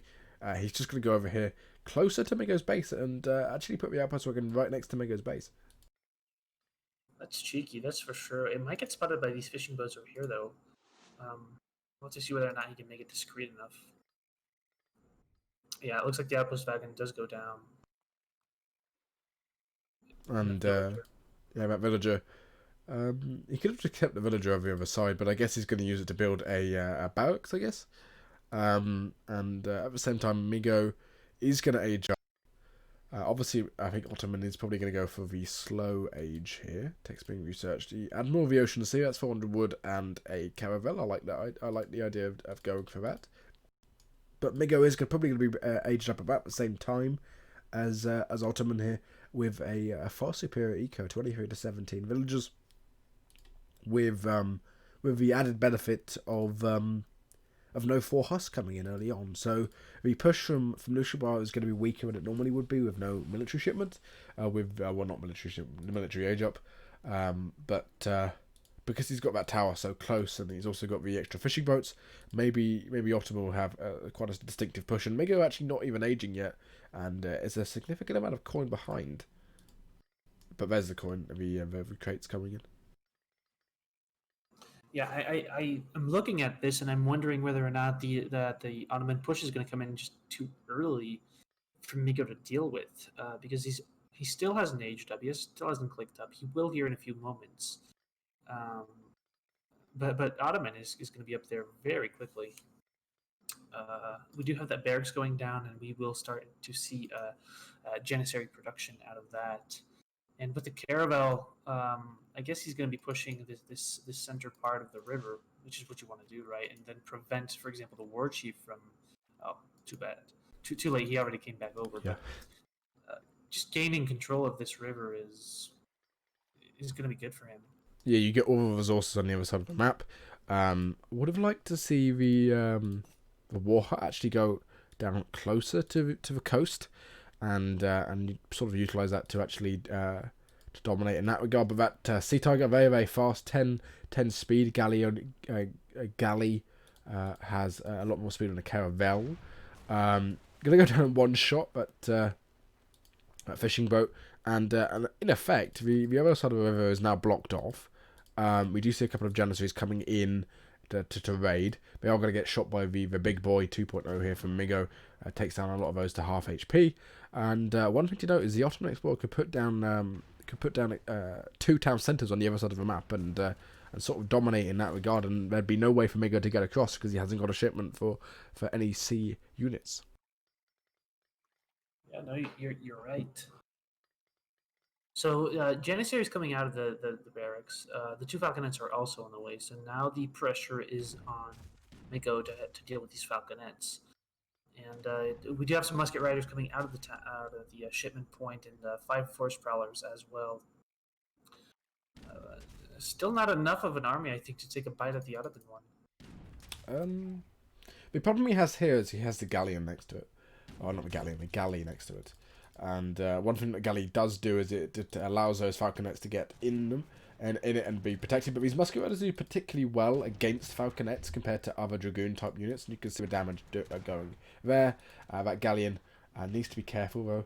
Only 600 HP, a lower HP unit than the caravel, which it replaces for the Ottoman civilization. But again, I mean, Knuschelbär in a good spot here. Now building a second town centre on the other side of the map. And there's no way that Migo can get onto the other side of the map. So the economy of Migo is sort of concentrated on the right-hand side of the map, whilst Knuschelbär has the opportunity to take over the left-hand side, basically for free because of one shipment of a Sea Tiger. Yeah, no, that's right. The win condition for the Ottoman player is no longer, kill Iroquois with the Falconet and the Jans. The win condition is now shifted. He has complete control of the river with this Sea Tiger, galley, and now he's going to just plop down some extra town centers and get full access to all of these resources on this side of the map, while also still having so many Janissaries that the Iroquois player can't really. He has to deal with this. Yeah, Iroquois has to come back here. He was sort of raiding off on the side. Not a lot of fast spellers in the mass here. And actually being capped here for population. Would like to see Migo actually buy 100 wood. He just did. Going to be putting down a long towns nice and quickly, trying to get more units out. But again, that galley is so fast, 6 speed. It's just not 6 speed, sorry, 10 speed. And when you compare that to sort of Canyon and the musket rider, say 7.25, nowhere near as fast. And what's stopping Knuschelbär just going up and down the coast and denying basically everything that Migo can do with the power of that Sea Tiger there. Although he needs to be careful. Veteran Dynasty does come in. That Falconet will get probably shot down quite easily by the musket riders in a second, so he does need to be careful. I would like to see Migo try and sneak a dock down, because that's sort of his win condition, as you said, to try and make it so that side of the map is in control. But this is a big raid over on the other side here. A lot of it is going to go down. No way that town centre stays up. Yeah, absolutely. That's so many villagers going down, and the Ottoman player was kind of banking on getting an economic lead at this point, just due to the town center that he set up over here, right? So that's definitely some damage done. The fact that one of the falconets got picked off so quickly and so early, is definitely an advantage, I think, for Migo in this position. Like it's something that is really going for him at this point. Yeah, only having one Falconet is quite large. Not as good as it would be against sort of European civilizations, because obviously you tend to sort of trade off that Falconet in Falc battles. But now that he's got the siege in Migo's base, Migo losing a lot of infrastructure here, a lot of wood. Canyon Horsemen getting across the side. They do have a multiplier 1.75 times Falconets. Going to be just trying to get onto themselves. That Falconet is getting a lot of damage on it from both the TC fire. Actually, there's no TC fire. It's just the musket riders doing damage here. And does Migo get a swing on the Falconet? They do a huge amount of damage when they get swings off those Canyon, and it does get taken down. Musket riders having 26 attack or 25 attack, sort of comparable to Janissaries, and this army is going to die. Yeah, it looks like the Falconet getting picked off, and then there are so many Iroquois units at this point. These musket riders actually trade fairly decently against the Janissaries just due to the amount of attack they have. They try to retreat to the galleon. 6 of them do get in, but that was actually, I feel like, a decisive military victory there for Migo. So that's definitely going to be going in his favor. On top of that, there was that raid that happened a little bit earlier. So now he's in a position, I think, to really push out on the map and start getting back into this game. Yeah, a couple of Abbas being shipped here, 5 Abbas guns being shipped. But particularly good against boats, so if a boat does come into play for Migo here, that will get shut down, basically. But again, I think Migo just wants to go to the opponent's other side of the base, utilise the mobility that his army does have in terms of musket riders, and just go around raiding. It's going to be now shipping most of his villagers over to the other side, is Knuschelbär here. But again, I mean, Migo does have the ability to make villagers quicker, does have the ability to make more town centres himself, and there's a decent amount of resources left on this right-hand side. It's not like all the resources on the left-hand side here. And he also can take over his trading post line, of which you can stagecoach, but you can't stagecoach the other TP line on the left-hand side. Yeah, no, that's a very fair point. Like, just because the northern half of the map has so many resources doesn't mean the southern half has none. And at this point, because well, the villager count is actually fairly even, but Migo has complete map control of the southern half of the map. Like the Janissaries are too slow to really threaten the Iroquois villagers, and now the TP does go down as well. So as well as the raids on top of that, I think the economic situation is actually fairly good for Migo at this point. Yeah, Migo, I think, is ahead on Eco. He's going to get that trading post line in just a second, I assume. And that town centre going to go down with actually 10 villagers in it, and there's no way he can contest it. He's going to go up and down in the coastal with Knuschelbär with his sea tiger, going to be trying to harass Migo's economy. But Migo's economy is actually centralised around where his army has. He sort of shifted it over to the other side. And that town centre is going down slowly, but it is going to go down surely. And unfortunately, he isn't even utilising the sea galley now for its speed. These Abbas and these Janissaries only having 4 speed. They're going to take a while to get there. That Iroquois explorer needs to probably stay alive in this fight, but again, there's not enough Abbas guns really to contest this at all. But 5 Spahi being shipped. Oh, 5 Spahi. That's I think that Migo needs to take out. Oh, he doesn't though. Well, these 10 villagers are really the crux of the game. I think at this point, if they go down, Ottoman is crippled. But if they don't, at that point, Nush has the option to go the other way. Oh, that's a really big raid. That's a huge raid. That's even at the population. They do get a snare off, but these musket riders in hand combat are so terrible against Spahi. Units behind. And it's going to be whoever does micros this correctly. And actually, the Forest Pillars are going to get caught off with these Spahi. And Spahi are insane against skirmisher combinations. And goes down to 1/2 HP. These do regenerate slowly, these units. Abbas guns do get taken out. That town centre hasn't been repaired yet. Does probably want to get repaired, but also he's probably just going to be able to escape those villagers. Unfortunately, Migo now actually behind an eco. That's so surprising. That raid was really, really clutch from Noosh. It was so important because it forced Migo to turn around. But at this point, though, the Janissaries, and the Tomahawk pop. That's the really nice. Are caught between a rock and a hard place now. They're going to get wiped. Yeah, so many of these Janissaries are going to go down. Right, Sea Galley is going to help from the side. But really, this is just nice for Migo here. A fight for the Spahi are going to get on the villagers again, though. And this is going to be a huge raid. 4 of them still alive. They're moving in the wrong direction. The musket riders, thankfully, are really quite fast, so they're going to be coming back soon. Migo nicely splitting off his villagers, but Spahi are so insane at raiding when they can get on top of them. Imagine if this was 4 hostiles. They'd only probably get 2 or 3 villagers, but at this point, the opposite is true. That town centre being repaired is quite important there.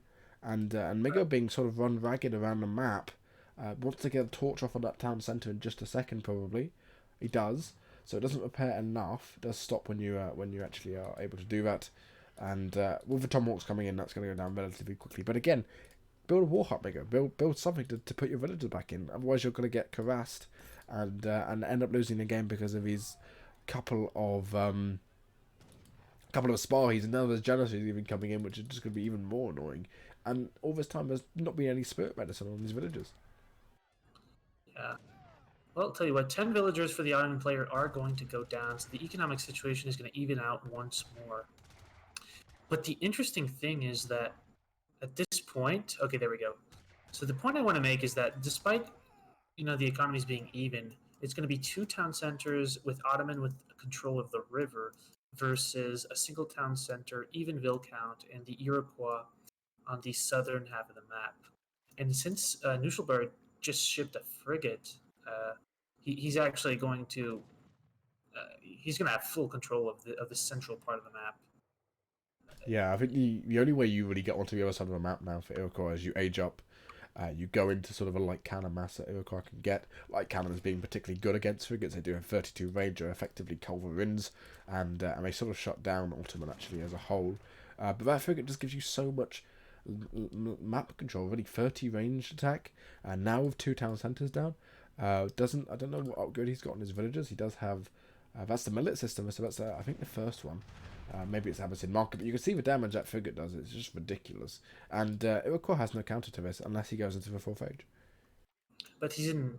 When you think about it, he's not really in a position to go into the fourth age. He just doesn't have the economy to fund that. He does have a nice sizable army, and he will retain full control of the southern half of the map. But now this is a stalemate. This is now Amazonia, actually. Now that you look at it. So Now, the benefit you get from Iroquois for aging up to the fourth age is you get 10 villagers. So actually, if anything, the age up to the fourth age, you could see a sort of an economy bonus as well. And that's a good point. Didn't think of that. so that's quite important. Another villager going down as soon as it's created. That figure is just so annoying. And look how much damage it's doing. It's insane. Takes down a single unit every single shot. And figures just take no damage from anything. They have 75 range resist. It's not like they're little canoes where they die in sort of 2 shots or whatever. They take so much damage. He is going to clean up all these janitors, but he takes a lot of damage for it as well. Yeah, the offshore support, in this case, I'm not talking about the shipment, but I'm talking about the concept, is really, really big. Oh, and some hussar raiding these villagers. That's dicey right there. That's some more raiding. There's a stables that was made on the eastern side of the map. So this is really stellar play out of Knuschelbär. It's a very sloppy, very scrappy game. No, I wouldn't call it sloppy. I would call it scrappy. But you have action all over the place, and Knuschelbär is really utilizing this river to its full potential, I think. Yeah, and actually a stable going up in the bottom here. 5 hussars also coming out. Going to be using those to raid. Going to be probably getting a huge raid over here on these villagers. A lot of these villagers actually are all 4 HP. Some of them I thought would be damaged, but they're not. Knuschelbär having to be quite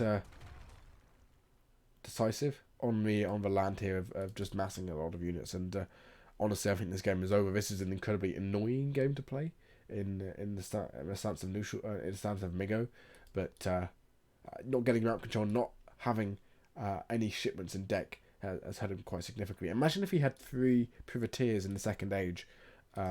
He would be just in such a great spot. But he is now, I think, aging. He's now macroing to age. Has enough coin here to age. Plus, he needs 200 somewhere. But has enough food once he gets up there. Will edge probably with 10 villagers. Will be head on eco for a while. And his only luck here is to get a mass of heavy cannons. I think is what he needs to do here. And try and utilise it with range on heavy cannons to demolish them. Yeah, you're right. Oh, these villagers right there are going to get caught by the hussar. Another raid right there. And the Iroquois army is actually dwindling a little bit too. It's not as big as powerful as it used to be. These hussar the rifle riders musket riders do join the fray now, so this should get pushed away. But that was a good exchange, I think, for Knuschelbär at this point. Yeah, Knuschelbär obviously has all the resources on the other side of the map now through TCs. It does have more economy. Knuschelbär also raiding on the other side, or just taking out a cut of these hussars. This is just such an incredibly annoying way of playing the game, but obviously it works. Yeah, Migo not in a great spot here. Needs to age. Needs to get 4. We just need to get light cannons out to be able to take out this mass of warships basically. And Knuschelbär not in a bad spot in the slightest. Now even going to go down with a dock, try and get a number of fishing boats out to bolster his economic unit population, and now even go down with an artillery foundry on the other side. Probably going to go for culverins, which do quite heavily counter the field guns, which India will go with. If we have a look at what he's aging up with, text being researched is going up with the shaman, which I believe is 10 villagers. So again, he will be bolster his economy in that regard. But again, he doesn't have any TCs down, and yeah, there's no way he can really do anything here. And yeah, a dock as you just flared it did go down, which will bolster his economy. Yeah, this is a crazy one. I think Knuschelbär definitely needs to, at this point, head over to H4 himself. I don't think he's quite read the situation in a way that he understands what's going on the Iroquois side of it. But he has the leeway to head on over to the next stage. And with town centers being placed at the way that they are, full map control of that river, full river control, I should say, yeah. And the other thing is that Iroquois is completely out of coin.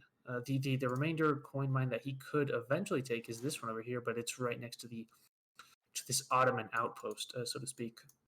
So he's really on food and wood at this point, which is he's going to Food have and to wood's roll out fine. shit. I'm Food and sorry. wood is actually sort. I mean, for other sims it would be a lot worse, but food and wood you can still make tomahawks as Iroquois, which is probably what you want here. You want to try and get the at least the elite tomahawk in, and mass sort of heavy cannons. You can also dance for plantations as Iroquois quite easily. I actually went out with the shaman, which is the this is the travois.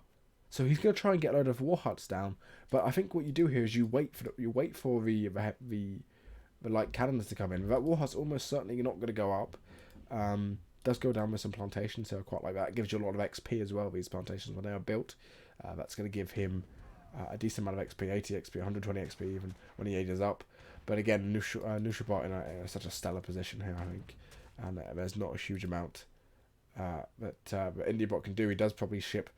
That's probably going to be 4 light cannons coming in here, but again, this is a lot of units to contend with it, and somehow that Falconet's still alive. Yeah, that Falcon has been there for at least a good 15 minutes now, and now the Ottoman player is pushing into the Iroquois base, and there's so many Janissaries and so many Hussar at this point, and not all that many Iroquois units at this point. However, a good shipment pop from Iroquois at this point could really 4 light cannons do come in, and they're in a good position, I think, with nicely tucked away. Yeah, but the hussars are going to get on them, and actually, like, cannons aren't the greatest units when you don't have any up. I mean, it does actually have field cannon on them already, but again, I mean, they're getting hand-to-hand combat with the Janissaries do get some nice damage on them, but again, no more going to come out here. Knuschelbär in a significant advantage here. And he probably needed to pull villagers there to actually win the fight, but once he wins the fight, what's he going to get out of it? He hasn't got an economy behind this because he aged up with the wrong. I believe the wrong age up really, because the plantations are so much slower anyway. It's not going to make a difference in your corn production. It does win the fight, but again, look how many resources Knuschelbär has. And Knuschelbär in a way could just revolt here and just demolish him. Now that would be really funny to see a revolt in this situation. Actually, I would laugh. But yeah, that was you know a win for Migo, but not a big enough win, I think, to sway the course of the game. One thing that would be nice, I think, would be to have the to get the stagecoach set up. I mean, that is somewhat of an economy. You can get some coin trickling in. You have food and wood anyway, so you may as well upgrade that. But yeah, not quite opting to do that just yet, and I think both players are just still trying to figure this one out. Yeah. If I recall correctly, the villagers on the plantation here on both of these 20 villagers are actually just the same as 10 villagers on a coin mine with a placer mine. So actually, I mean, these even though these plantations are here, they're not really going to be building a huge amount of resources for Migo. Migo now has a single field cannon queue, but it's not going to be doing too much damage against 2 Falconets. 2 Falconets probably beat it with some micro, and unfortunately, that's actually going to go down before a field cannon even comes out, and Migo going to say GG. Oh, GG. Knuschelbär goes up 3-1. What a game that was.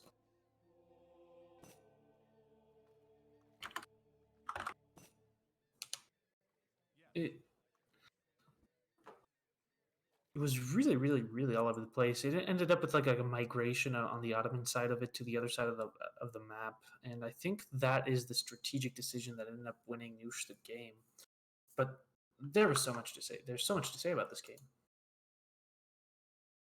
Yeah, I mean, the map is just ridiculous, really, and I think any other game, Migo probably would have won here.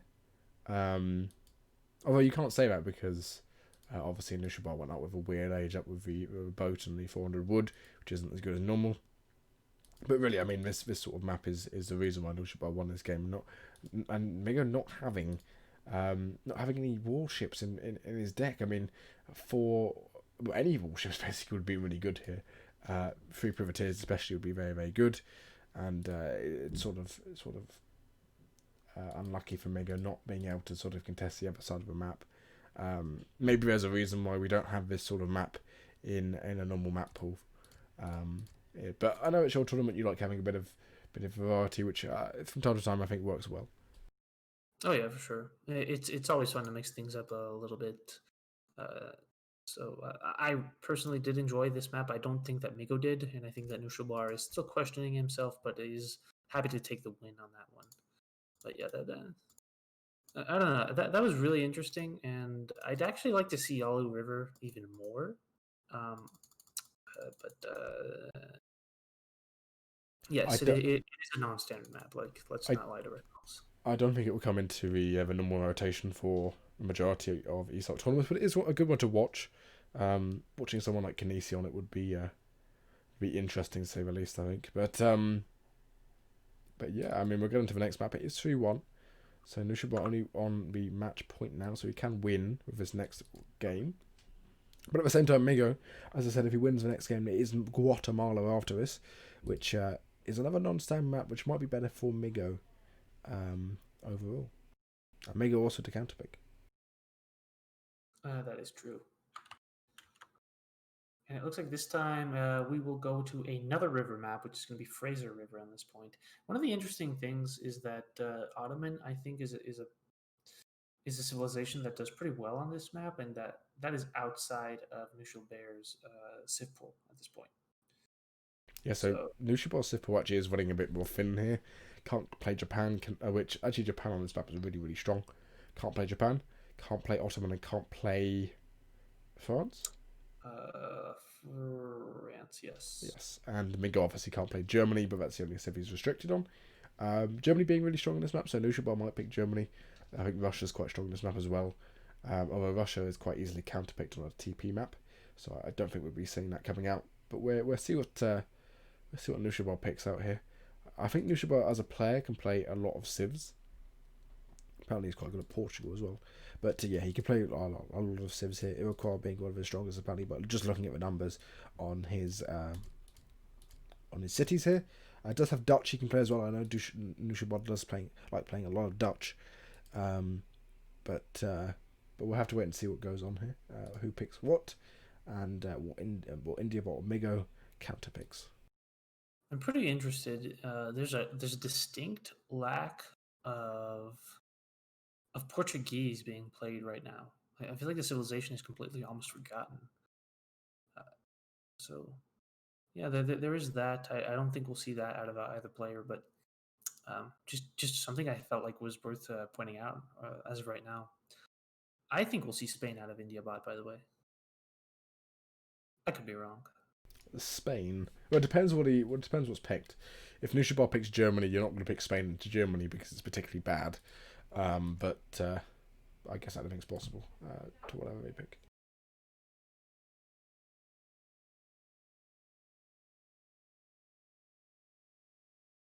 This is indeed match point for Knuschelbär. So all he has to do is pick up this win, and he should be set to win the entire tournament. This is the finals of the Empire Cup 2. Empire Cup 3 has been fully funded already, so any donations or that come in at this point will go to Empire Cup 4. So just a quick shout out to that. Yeah, you got a huge amount of funding last time, didn't you? From what I can recall. It was actually insane. It was Xiliflower and Zuda Zuda ended up funding 2 cups in one go, one apiece almost. Mini Mold funded most of the first one, and then myself and the SOC have put down some money for these cups as well. So a big thank you to Xiliflower, Zuda Zuda, and Mini Mold, for contributing so much. It does mean a lot. And these are fun cups. I just enjoy sitting down and you get some wacky games. It's a weekend event, so it's very fast paced. But yeah. Yeah, obviously because it's a weekend event, you do have some best of ones early on. So it ends up meaning that really anything can happen. You can see it with Sompikonku losing to Chandler or Charlie Chopin or something. Charlie, sure. That was quite the upset, and it was off stream too. So no one got to see Sampu's rise and fall.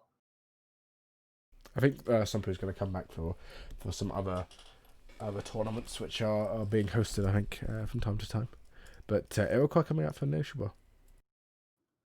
Interesting choice. In contrast to Portugal, Iroquois is actually getting picked a fair amount, especially in this tournament. I've noticed. I feel like it's a civ that has enough versatility to it to kind of play around all of these, different map structures. So that's might be why we see so much of it. Yep. And Migo can MMO if he wants to here. That's a possibility.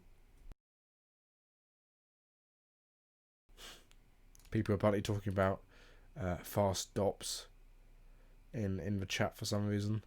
It's not a very good strategy. I wouldn't do it. It's sort of a troll strategy. Mirror coming out from Hero. There was a time when I was in high school, I would actually play Treaty, 40-minute Treaty, and go Germany and go for the fast stops. And that was a lot of fun, I guess. But yeah, It's fun to do, but it's not particularly very good. It's you invest sort of 3 or 4 cars into it, and it ends up making all your units more expensive. And someone who can just micro correctly with goons if you don't trap them ends up beating you because of it, really, which is the crux of it. It's really good against Sue though, because Sue can't really do a huge amount against it. I guess they've got rifle riders they can use, but Fraser River, a map with quite a low amount of hunts in your base, and you do have 2 coin mines. Actually, we will have a look at the coin mines. They seem relatively even, although by the looks of it, one of the forward coin mines for Knuschelbär is a back coin mine for Migo. So I don't know what you want to do about that. And because that coin mine is really exposed compared to the pocket mine that India bot has. let's just tell them and see if they want to restart. Yeah, for sure.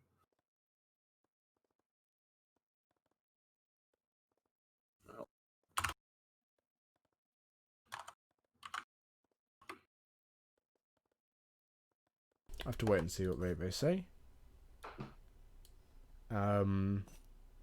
He doesn't care. There you go. We'll just play it like normal.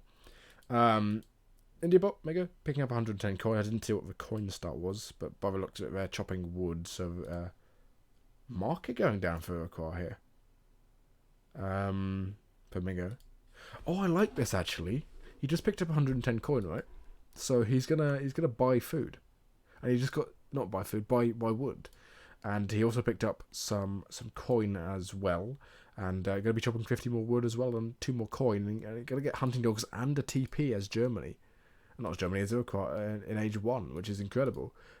Comparatively, he's not going to be too much slower when compared to Knuschelbär here at all. So actually, Migo having an incredibly good start. Hunting dogs and the training post early on.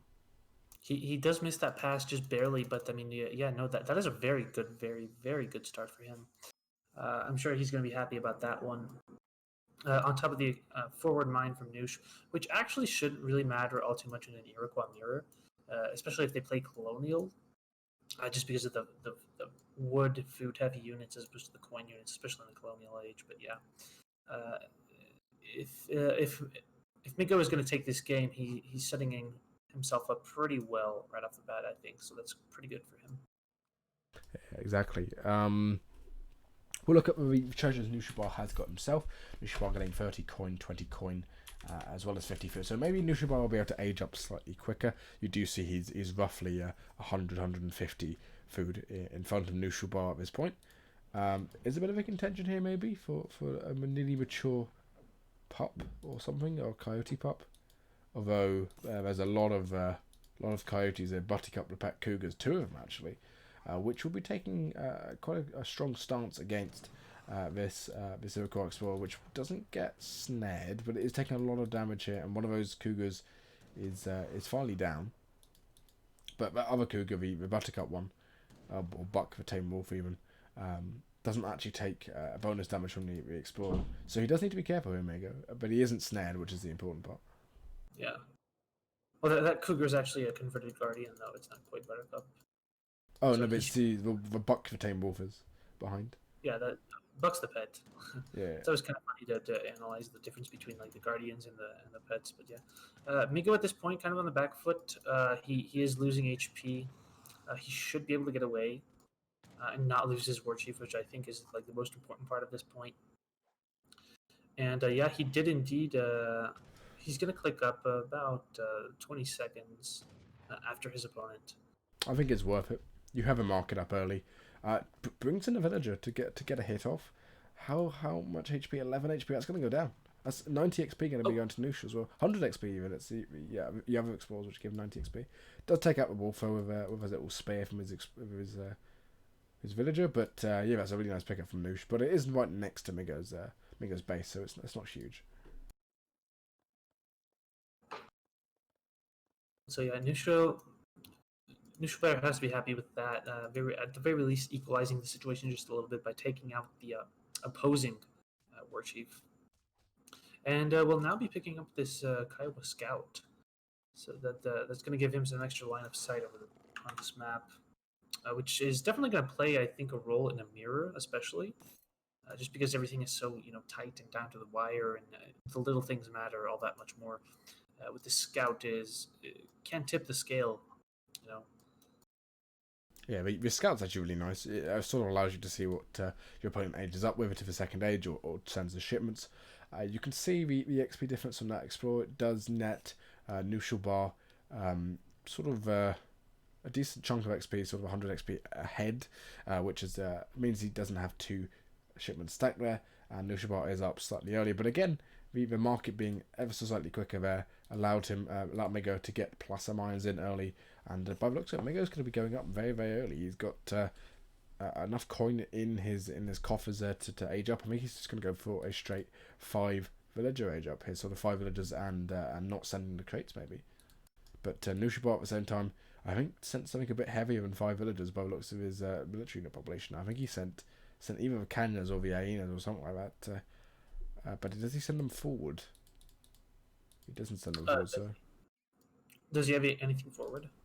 I've been looking at the bases. Oh no, he sent. Okay, he doesn't have anything forward. He sent his where is it? I don't know where this thing is. It's just in the base, next to that coin mine over here. So it's not forward at all really. And actually, the units he had in queue there was a couple of tomahawks coming out. But again, those tomahawks are going to be sort of useless actually. When Migo now ages up, Migo going with what is that? A crate. This is his first shipment, so Migo's going to get up really, really quickly. Does finally get that war hut up in base, and for him, he's going to be up a lot quicker, but not have any 5 villagers. And I think he's just sent 5 villagers now. I need to launch OBS. Someone just donated. Gujar donated $50. I just got that. Thank you very much. Thankfully, the donation alert works. Thank you very much. It goes directly towards the next Empire Cup, which has $290 of 500. So actually, we're relatively close to not the next Empire Cup 4, to happen. So yeah. Kushar, thank you for the donation. That is very appreciated. Migo going down with a fire pit early on, going for 2 longhouses as well. So Migo up, went for effectively the reverse of Knuschelbär's build, sending the crates first and then the villagers. And Knuschelbär having sort of 10, well, it's not 10, that's 9. 9 tomahawks going over to the TP, but he's significantly behind in terms of how fast he's going to age. He still has a lot of coin to collect, doesn't have placer mines just in yet, so he's going to be slightly slower. 600 coin now coming in, so really Migo having a stellar age 2 here actually, getting his explorer right up now, going to go forward, probably going to try and get a crack shot for those tomahawks. We'll probably get another couple of passes from that trading post, meaning it's worthwhile, and also does take out the scout as well.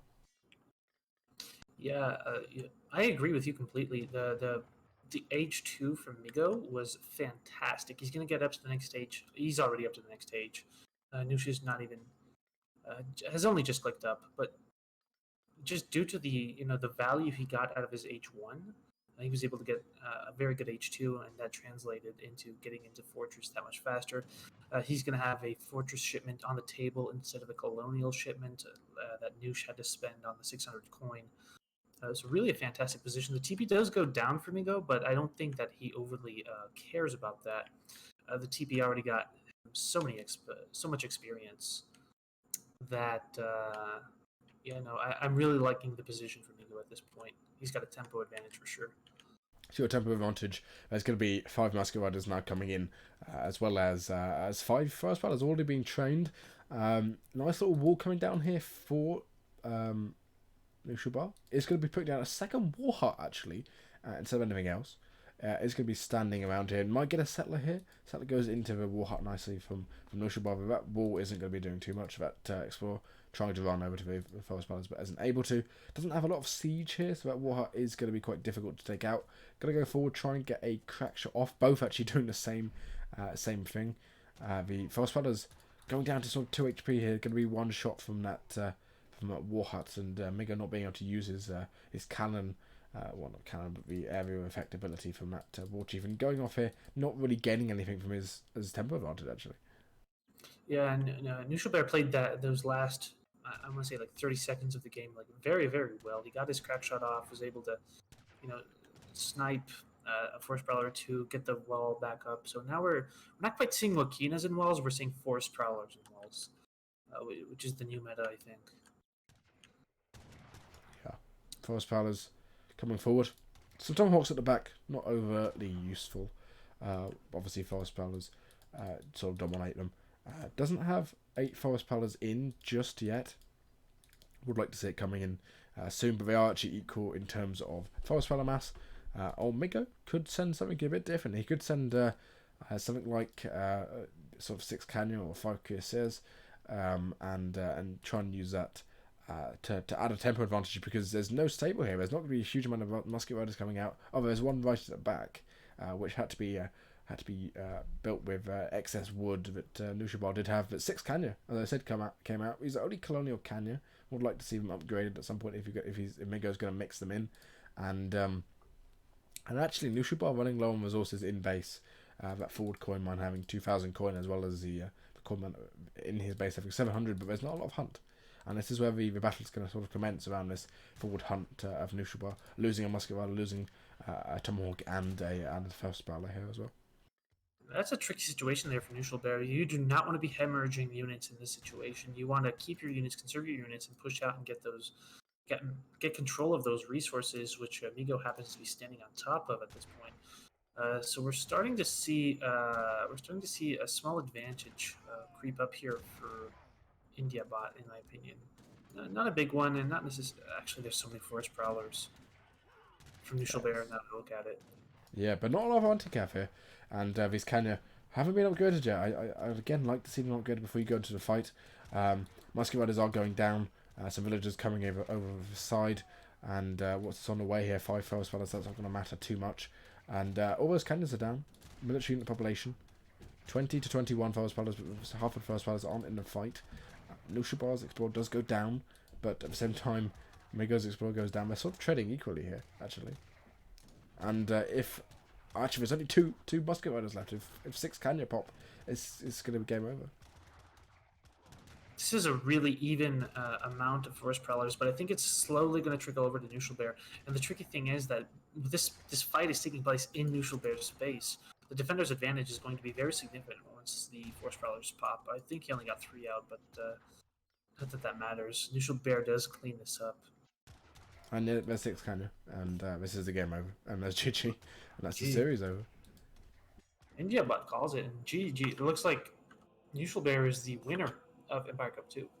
Yeah, and quite decisively actually, 4-1, beating. I think he beat Moto 3-0 as well, and Knuschelbär taking $200 as well as obviously the title, and Migo obviously not having the greatest game of the last game there, but it did come second in and maybe in a tournament where he wasn't seen as sort of the a top contender, if you will, but obviously showing his colours there, and yeah, well played by everyone who played in the tournament, I think.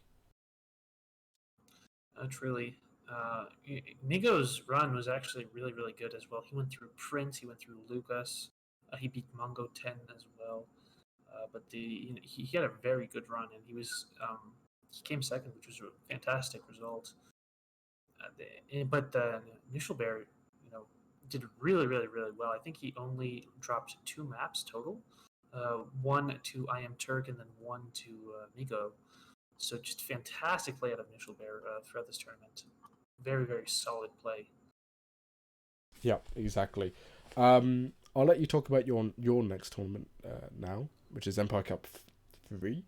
Empire Cup 3, Indeed. Yeah, so we're not sure about the exact timeline of that one just yet. We're kind of waiting to see what DE does when it comes out, the specifics of, you know, that game coming out. It might be on that one if DE is delayed, or if it's not perfect when the game comes out. It might just be played on, Age of Empires 3 Classic with the EP, of course. So we'll have to see about the specific timing. Obviously, we plan things around ESOC's events as well. So we don't want any overlap. We just want consistent, tournaments throughout the entire year. Because, I mean, there have been so many tournaments. So really fantastic stuff. A quick shout out to the ESOC staff, Comment K in particular, for helping me run this event. To be perfectly frank, it's been mostly them. I have just sat down and talked over a few details with them, but the ESOC has hosted this event. It could not be done without their help. And then again, a big thank you to Xili Flower, Zuda Zuda, and Minimold for putting down so much money to make these cups happen.